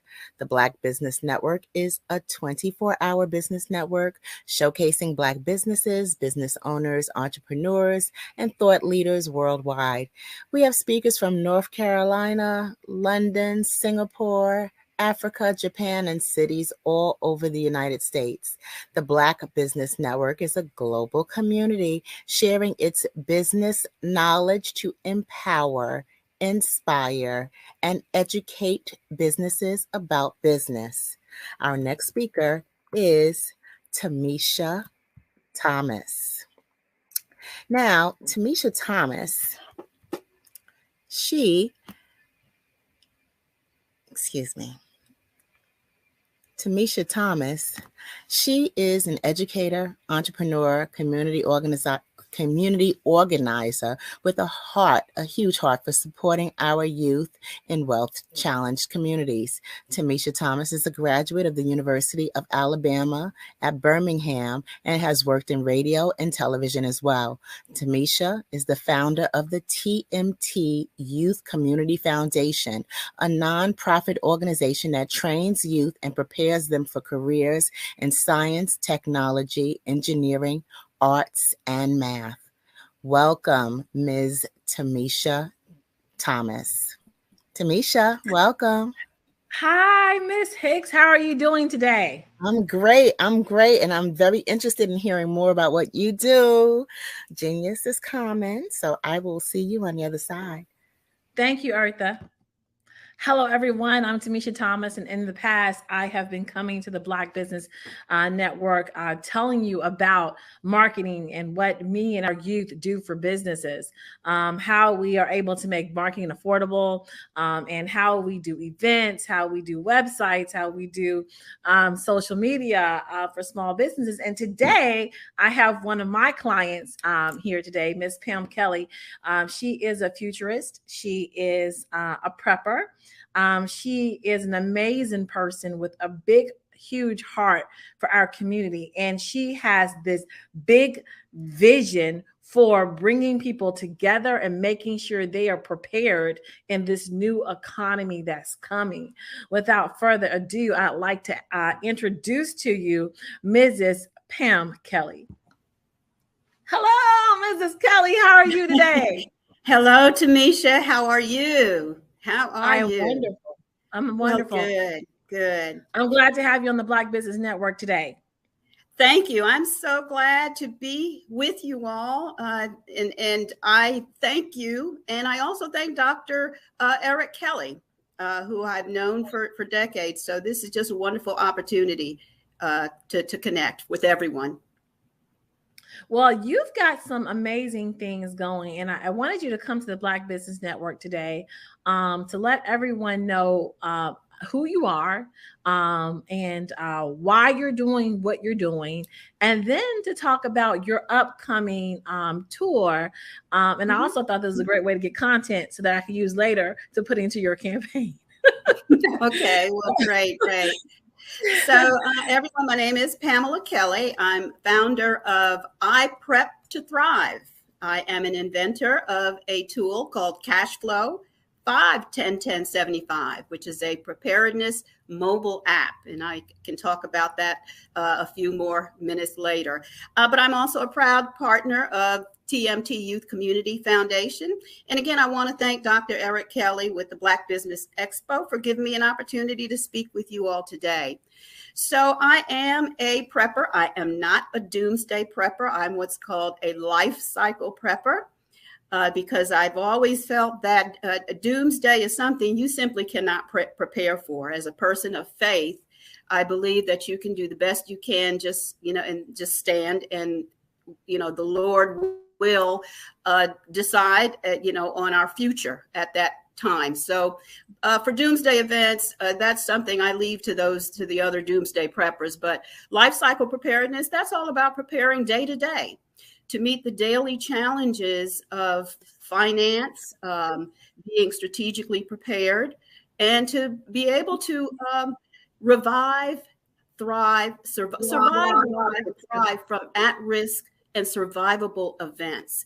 So that's what I engage people in sharing information about that. And one of the most basic things that we can do and that I promote is simply to start saving for an emergency cash stash. Because 60%, statistically, 60 to 63% of Americans are currently without an emergency cash fund. So my cash flow app, 5-10-10-75, is a very inexpensive and simple tool to help bucket your dollars so that you are engaged in trying to reduce spending so that you're living at 75% or less of your dollar. And when you're able to do that, you know what happens?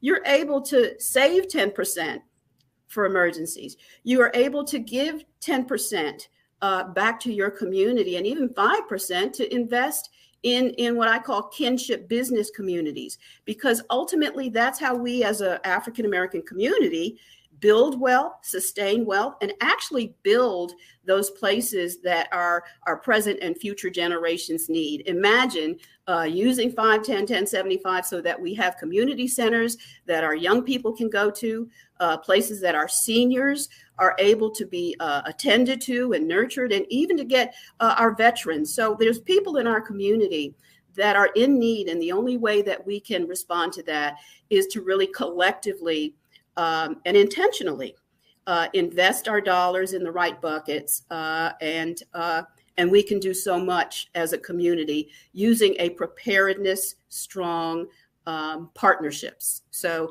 that's what I promote. And at this time, as part of the hold on, you said that was a lot. But you got to give us time to digest that. That was, yeah, I can that talk 24/7 about preparedness. So just So hold on, let me help everyone digest what you just said, because I met you 20 years ago, and you said to me, "We spend all of our dollar," and I thought about that, and I was like, "We sure do." And I met you when my children were small. My son just went to A&T on Sunday, and I was able to write out his tuition. Yay!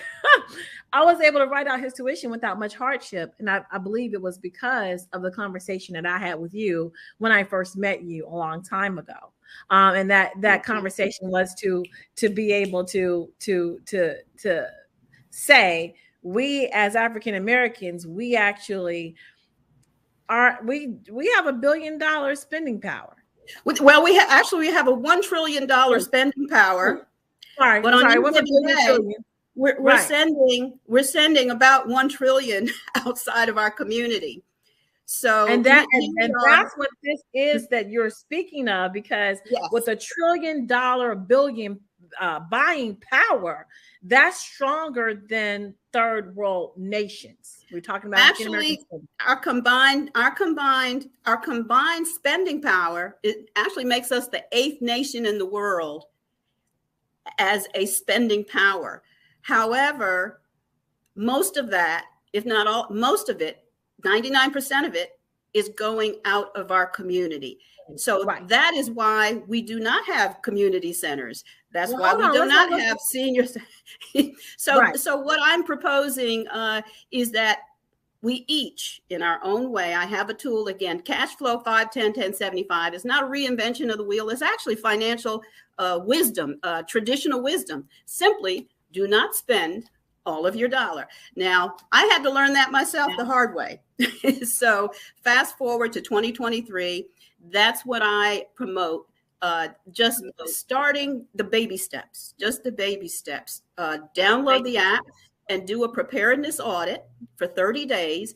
Enter your income. It automatically splits your income into buckets. 75%, which should be your spending threshold, 10% for saving, 10% for giving back to your what I call kinship communities. We are all born into some kind of kinship community. I am a Christian first, African American, a woman. Those are all of my communities that we need to intentionally set aside and support, and also 5% to invest in our business community, because that's where jobs are created. That's where enterprise and construction are carried forth. So all of that is embodied in one small app that's called Cashflow 5, 10, 10, 75. So that's something that I share, and you can visit my website, I Prep to Thrive, to download that app. Meanwhile, I'm also a person who is interested in science, and I've always been someone who looks forward. I am a futurist. And what is a futurist? That's someone who simply believes in the future in spite of how the present looks and plans for the future. Now, hold on. And so I thought, Miss Kellen, I got to stop you there, because I had a conversation with my aunt about giving away land in the family. So, they've already gave away grandpa's land. I was like, no, we're not going to do that, And so she said to me, well, I'm not going to be around to benefit for it. And then when we were talking about, some family business and then I called my cousin and was like, hey, do you know, she's saying this. And then I went, did I freeze up? I went into a space here recently and someone said, let's be kind to the future. Now, I love that. Right. I thought of you instantly when they said it. And I said, okay, well, wait a minute. This is a mindset, because when you told me I was a futurist, I was like, that makes sense, because I've always lived for tomorrow. And I've just recently had to say, well, Tamisha, your tomorrow is here.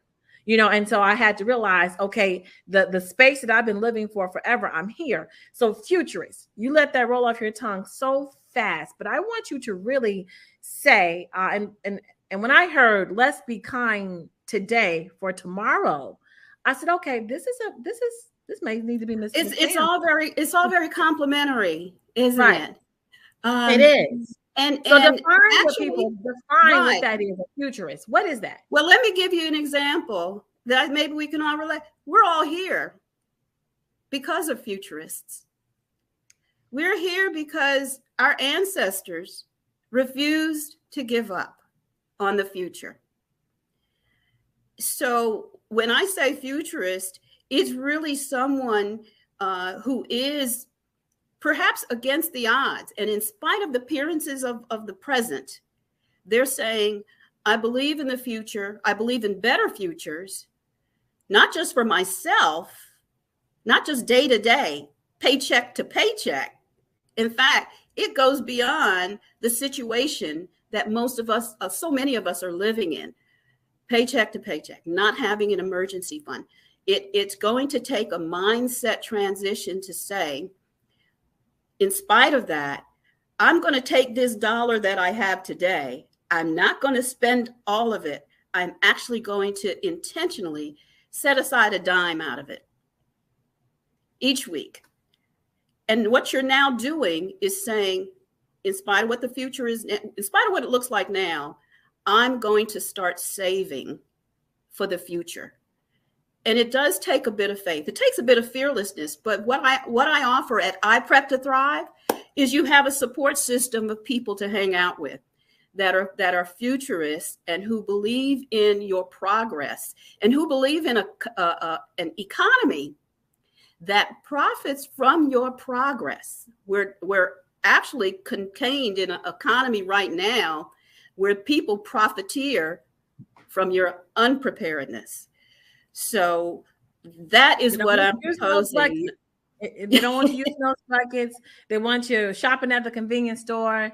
They want you shopping from not local. They want you to be able to. Did you see how we backed up during COVID? Yeah, we're so captive. We're captive to an imagery industry. So I am so excited that we're speaking about this today, because at iPrep to Thrive, I'm promoting a couple of things. Economic futurism. In other words, a tool using cash flow 5, 10, 10, 75. Start thinking with a new mindset based on the future, based on investing in your community, and also changing your imagery diet, perhaps, that we're building an imagery industry that simply promotes preparedness. Also, I offer, and this is what's exciting, when people become what I call a community partner at iPrep to Thrive, just share the good news. This is totally passive. And if someone else becomes a community partner, you get 17% of that. Why am I doing that? Rather than me advertising in traditional newsprint, I want you to begin to acquire additional income to build your emergency fund. Because so I understand. Let me digest this. You're giving people a tool to be able to become more financially savvy and to be able to and resilient. And more resilient. Then, in addition to that, you're giving them an opportunity to share the good news of this preparedness and to generate income from that. So that's generate income from it. To generate income from that. Okay. So, what other tools do you offer? Well, I also offer savings schedules. Did you know that if you start at $1 and add 40 cents to that amount each week, by the end of a year, you will have $500. So, and that's kind of the tipping point cash stash that so many people need. So the main tools that I promote is the cash flow tool, just to get you started. Also, as a community partner, and you know how much a community partner is $12 a year, $12, not $12 a month, or $12 a year, because I simply want everyone to have access to the tools to be able to achieve here's what we call a preparedness-driven economy in their household. Mm-hmm. So I'm excited about sharing that, and because futurism is so important in our community, that's why I am having a tour event. And let me go ahead and move on to that, if I may. Did you have a question, Tamisha? Oh, okay. No. Okay. So as we're thinking of the future, again, I mentioned that we're here because of our ancestors who were futurists. There's an event coming up next year that is truly a celebration opportunity of all the people who were futurists in their time, who refused to give up and prepared for the future so that we can be here. Next year, April 6th through 9th, or April 8th, there's going to be a total solar eclipse at Niagara Falls, New York. I am now inviting anyone who is a futurist like myself, or is into science, African American history, genealogy, arts enthusiasts, to consider going on this tour. Why? Because that area is a crossroads of so many African American pioneers, such as abolitionists, civil rights leaders, people who were very much involved in charting a new economic future in the African American community. So this is a way for us to revive that spiritual, that ancestral impetus and just renewed energy, because we're at a crossroads economically in the African American community. Again, they say 60% of us are living paycheck to paycheck, and that's not just African Americans. It's really the American public. But in particular, it's predicted that by 2053, all things remaining the same with the Black economy, we may have zero wealth. And there's reasons for that. But we need, being aware of that information. That's what motivated me. That $1 trillion buying power is going to dry right on up, huh? Is that what you just said? 2053, some people may say, oh, that's toxic information, or I don't really want to know. I will not be here. But again, if you're a futurist, while I may not be here, my kids will be here. Are going to be here. Their grandkids. I do not want a second economic captivity for them. So we are at a crossroads, and this tour represents just a wonderful convergence of history and moving forward. Where do we go from here? What I love about this tour is that DeSantis in Florida just created this environment where he is restricting history from the residents. The government has reached their hands into the classroom and said, when you talk about Ocho, this community that had a large massacre, make sure you reference the point that 2 white people died as a part of their friendly gunfire, and let's rewrite this history as a massacre where African Americans massacred themselves. So there's a skew of history here right now. We're talking about history. And what I think is so profound about this trip is, just like there was a Declaration of Independence for the United States, there was a Declaration of African American dependence that happened during in Niagara, in the space with W.E. Du Bois. It was called the Niagara movement, the original Niagara movement in 1905. They actually met at Fort Erie across the border from Buffalo, because there were many reasons, but they could not find accommodations at that time in the U.S. So they went across. And so we're now going to be having this tour to revisit all of the highlights of that area, which is rich in the history of freedom seekers. And as you mentioned, there's there's agendas underway to revise history. Well, this tour, for all those who are able to attend or even sponsor or support this event, they are going to be treated to a journey, a revival of history as it needs to be shared and reshared for the present generations. Because if we don't do it, if we don't revive it and make it a movement, again, not only just an economic movement, which I call Niagara Movement 2.0, but a new imagery, a new industry, preparedness industry of imagery that really engages our young people on how much we were a people of royalty, a people of intellect throughout our history in America. So again, this tour, for everyone who supports it and participate, it's going to be a memorable journey and a new beginning, really, which I call Niagara Movement 2.0. And you can see all the information about the tour. But let me move on to the exciting itinerary. I know we have, how much time do I have? I was just about to ask you about that because part of this is actually watching the eclipse. And so the sun moved past the moon. And in doing the research, I found out that this has an effect on recharging the pineal gland. Did you hear about any of that? No, I haven't. But you know, I said this is going to recharge. It can potentially recharge all of us. And just a little tidbit information. It was written some months ago that Harriet Tubman was a lay astronomer. When you think about it, she had to use celestial bodies, the moon, the stars, to guide her captives, her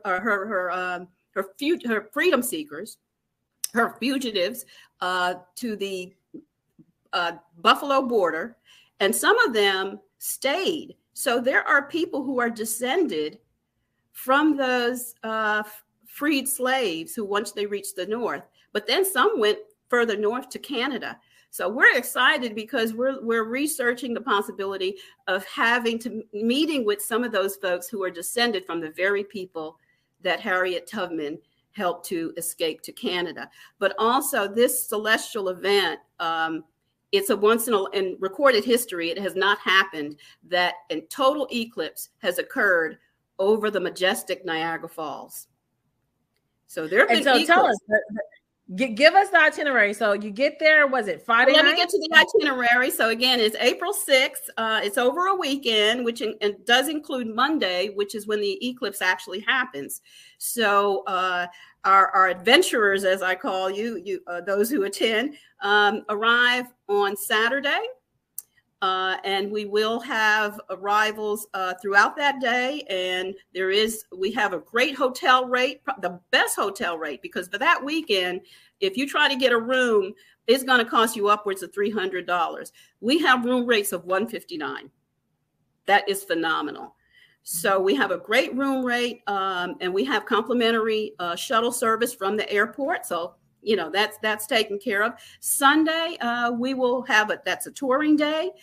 You will be taken to the National Underground Railroad Museum, which is right next to the location of the bridge over which a lot of fugitive slaves escaped to Canada.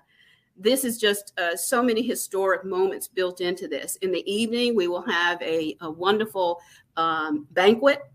And then that Monday, of course, we gather at the best viewing point.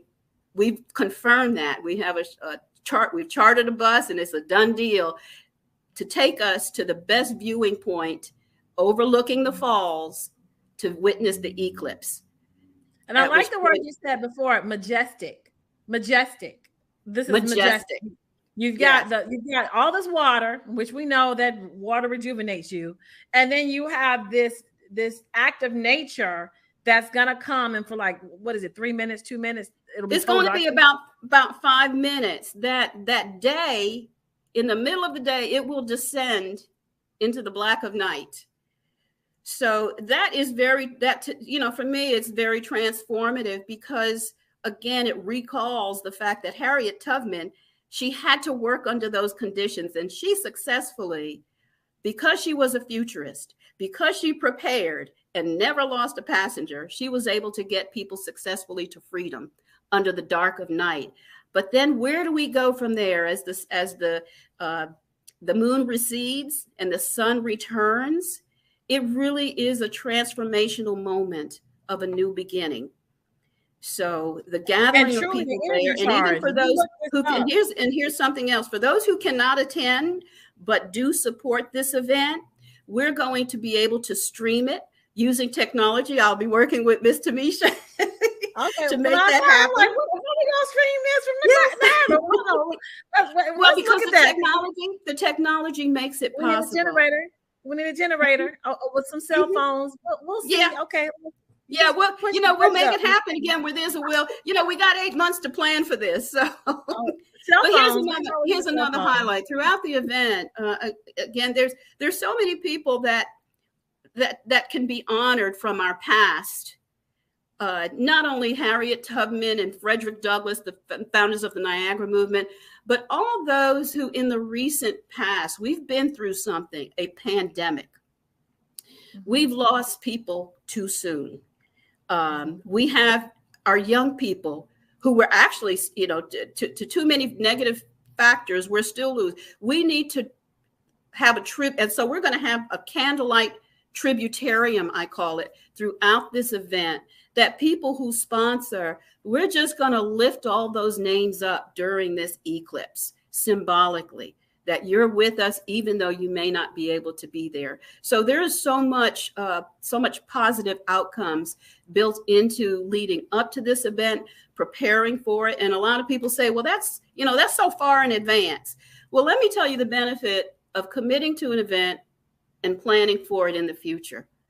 It brings out the power, it enhances the power of faith. Again, similar to our ancestors. They did not see what the future held. That far in the past. I can't wait to go. I'm like, we get an eclipse. Well, and so as I wrap up, so that's the itinerary, April 6th through 9th. So many wonderful activities built in. And tell them about the guy who built all the pictures in the one of the special guests is going to be E.B. Lewis. He's a colleague and friend of mine who is internationally renowned as a fine artist and a children's book illustrator. Some families may have his books in their library. He did the hundreds of paintings that are now in the National Underground Railroad Museum.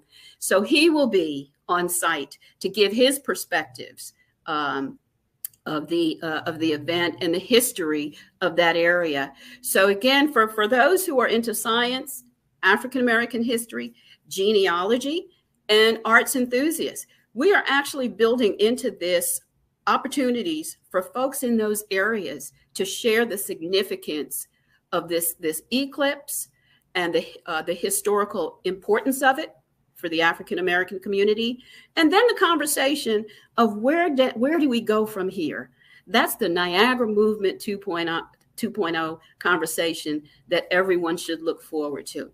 So again, I am so thankful to Tamisha for allowing me to share this information, and I'm just going to add an incentive here for those who have listened to this broadcast. Because I want to support the Black Business Expo and Dr. Kelly. This is something wonderful that he's been doing for the last 30 years. We need to honor that. So as the proceeds, a portion of the proceeds from the tour will go to this event, as I understand it, which is a fundraiser for young people's laptop needs and technology needs and for their schooling. So that's something as of today, I'm definitely committing a portion of the proceeds from this tour to support the Black Business Expo fundraising for that event. And also, Tamisha Thomas, her TooMuchTV Foundation or TMT Foundation Network, they are already in my 10% community investment bucket. Again, that points to the power of everyone saying, I now have a tool in which I bucket dollars that intentionally go into the empowerment and growth of wealth in my community. That's the only way that we are going to avert, the statistic of zero wealth. We all have to become a preparedness-driven economy in our households, our businesses, and see what the future holds. You'll be amazed. Thank you. Thank you, Miss Kelly. Can you tell everyone how to get in touch with you? I can be reached at Pam. My email, I'll give you my email address, Pam at thrive.com.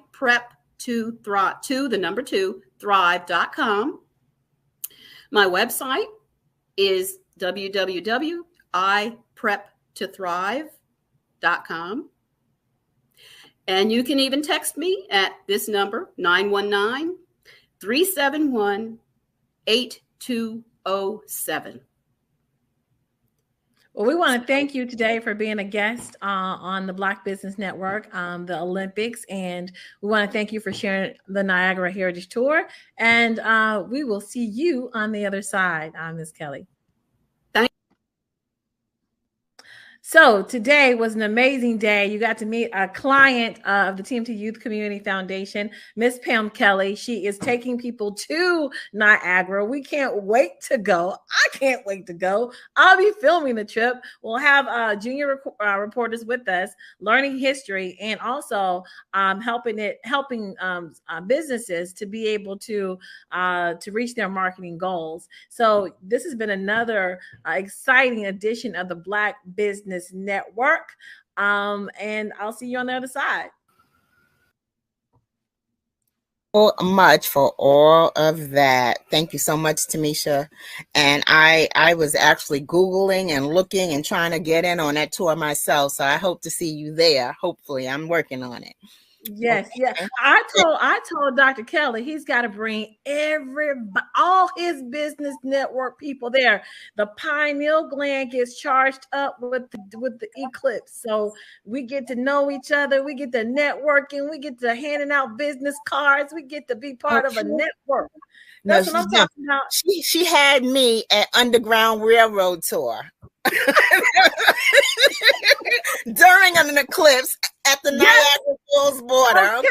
We're talking about like superheroes. We're gonna take Dr. Kelly with us. Oh my goodness, that is the most fabulous thing I think I done heard all month. Yeah. But so we're working on the marketing for it right now. So next time when you Google, it'll pop right up. And I've got her the best imagery, because she's looking for imagery. Us with glasses on, with the Harriet Tubman, W.E. Du Bois in the front. So next with the Black Business Network, we will expose what her marketing looks like, and we hope to see everyone on the other side in Niagara. I hope so too. And before you go, please let us know how to connect with you and how to stay in touch on social media. Yes, TMT Youth Community Foundation. That's a handle on just about everything, and TooMuchTV. So you type TooMuchTV INC, we shall pop up, as well as all of the Twitter, all of the Instagram, LinkedIn, Tamisha Thomas, and that's how you find me. Okay, real quick. Is that the number 2 or TOO?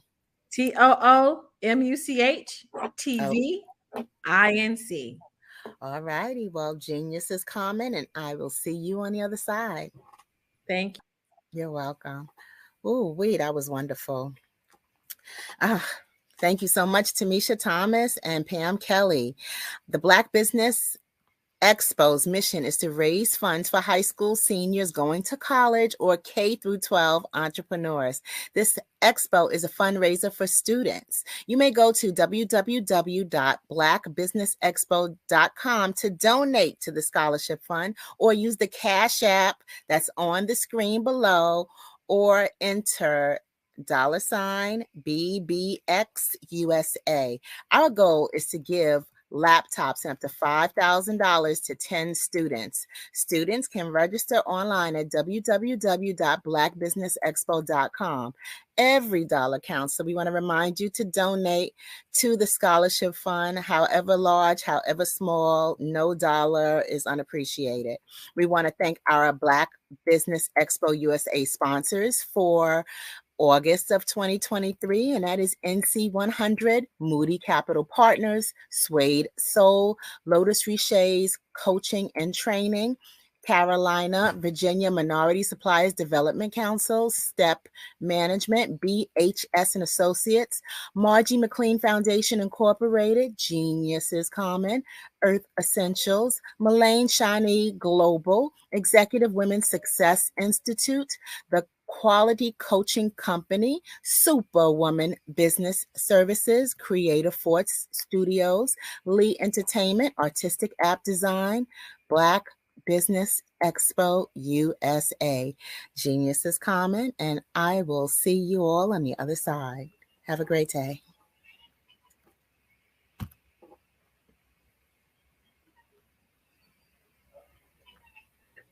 We all have the opportunity to impact the lives of others.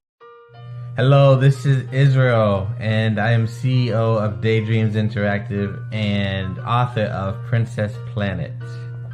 So, genius is common, and as a kid, I loved to daydream. Even as an adult, I love to daydream. And when my daughter became 6 and loved princess characters, but we just could not find the diversity that showed her, we created our own characters. So, for instance, you have Princess Nulu right here. Princess Nulu is from Uganda, and her genius is that she loves to take care of animals. She can actually even listen and hear what they say. And then we have Princess Isabella right here. Princess Isabella, she's from Cuba, and her genius is biochemistry. One day she hopes to eliminate disease. Then we have Princess Nia right here. And Princess Nia is based off of my daughter. And she is what she wants to be, the greatest dancer alive. So that's her genius. So what's your genius? My genius is my imagination. Genius is common.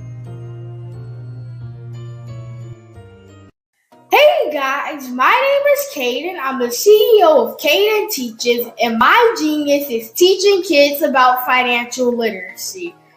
Throughout my financial products, such as my financial flashcards, my activity book, and my newest project, my financial bus, which I bought. And on the bus, it has a mock bank where kids will learn how to deposit and withdraw money, a mock grocery store where kids will be able to learn how to have a family budget, and a mock stock exchange where kids will even be able to learn how to invest in stocks. Now, I decided to start teaching kids about financial literacy because I find that most kids graduate high school without even knowing the basics about financial literacy. And I feel if I were to teach kids about financial literacy, that I would be able to help kids tap into their genius. And I actually learned about financial literacy to my dad because I would go to business meetings with him, and I would always see that they were talking about financial literacy. And at that point, I didn't understand what financial literacy was. So I took it upon myself to learn about financial literacy and teach it to kids in a way that they could understand. But I want you guys to help me help kids tap into their genius by going to my website, cadenteaches.com, and you can sew into me in my financial bus by going to my GoFundMe link. And remember, if Caden can, you can too, because genius is common.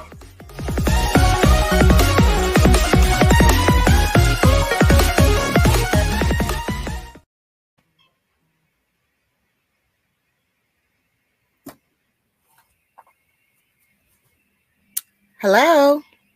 Hey, good afternoon.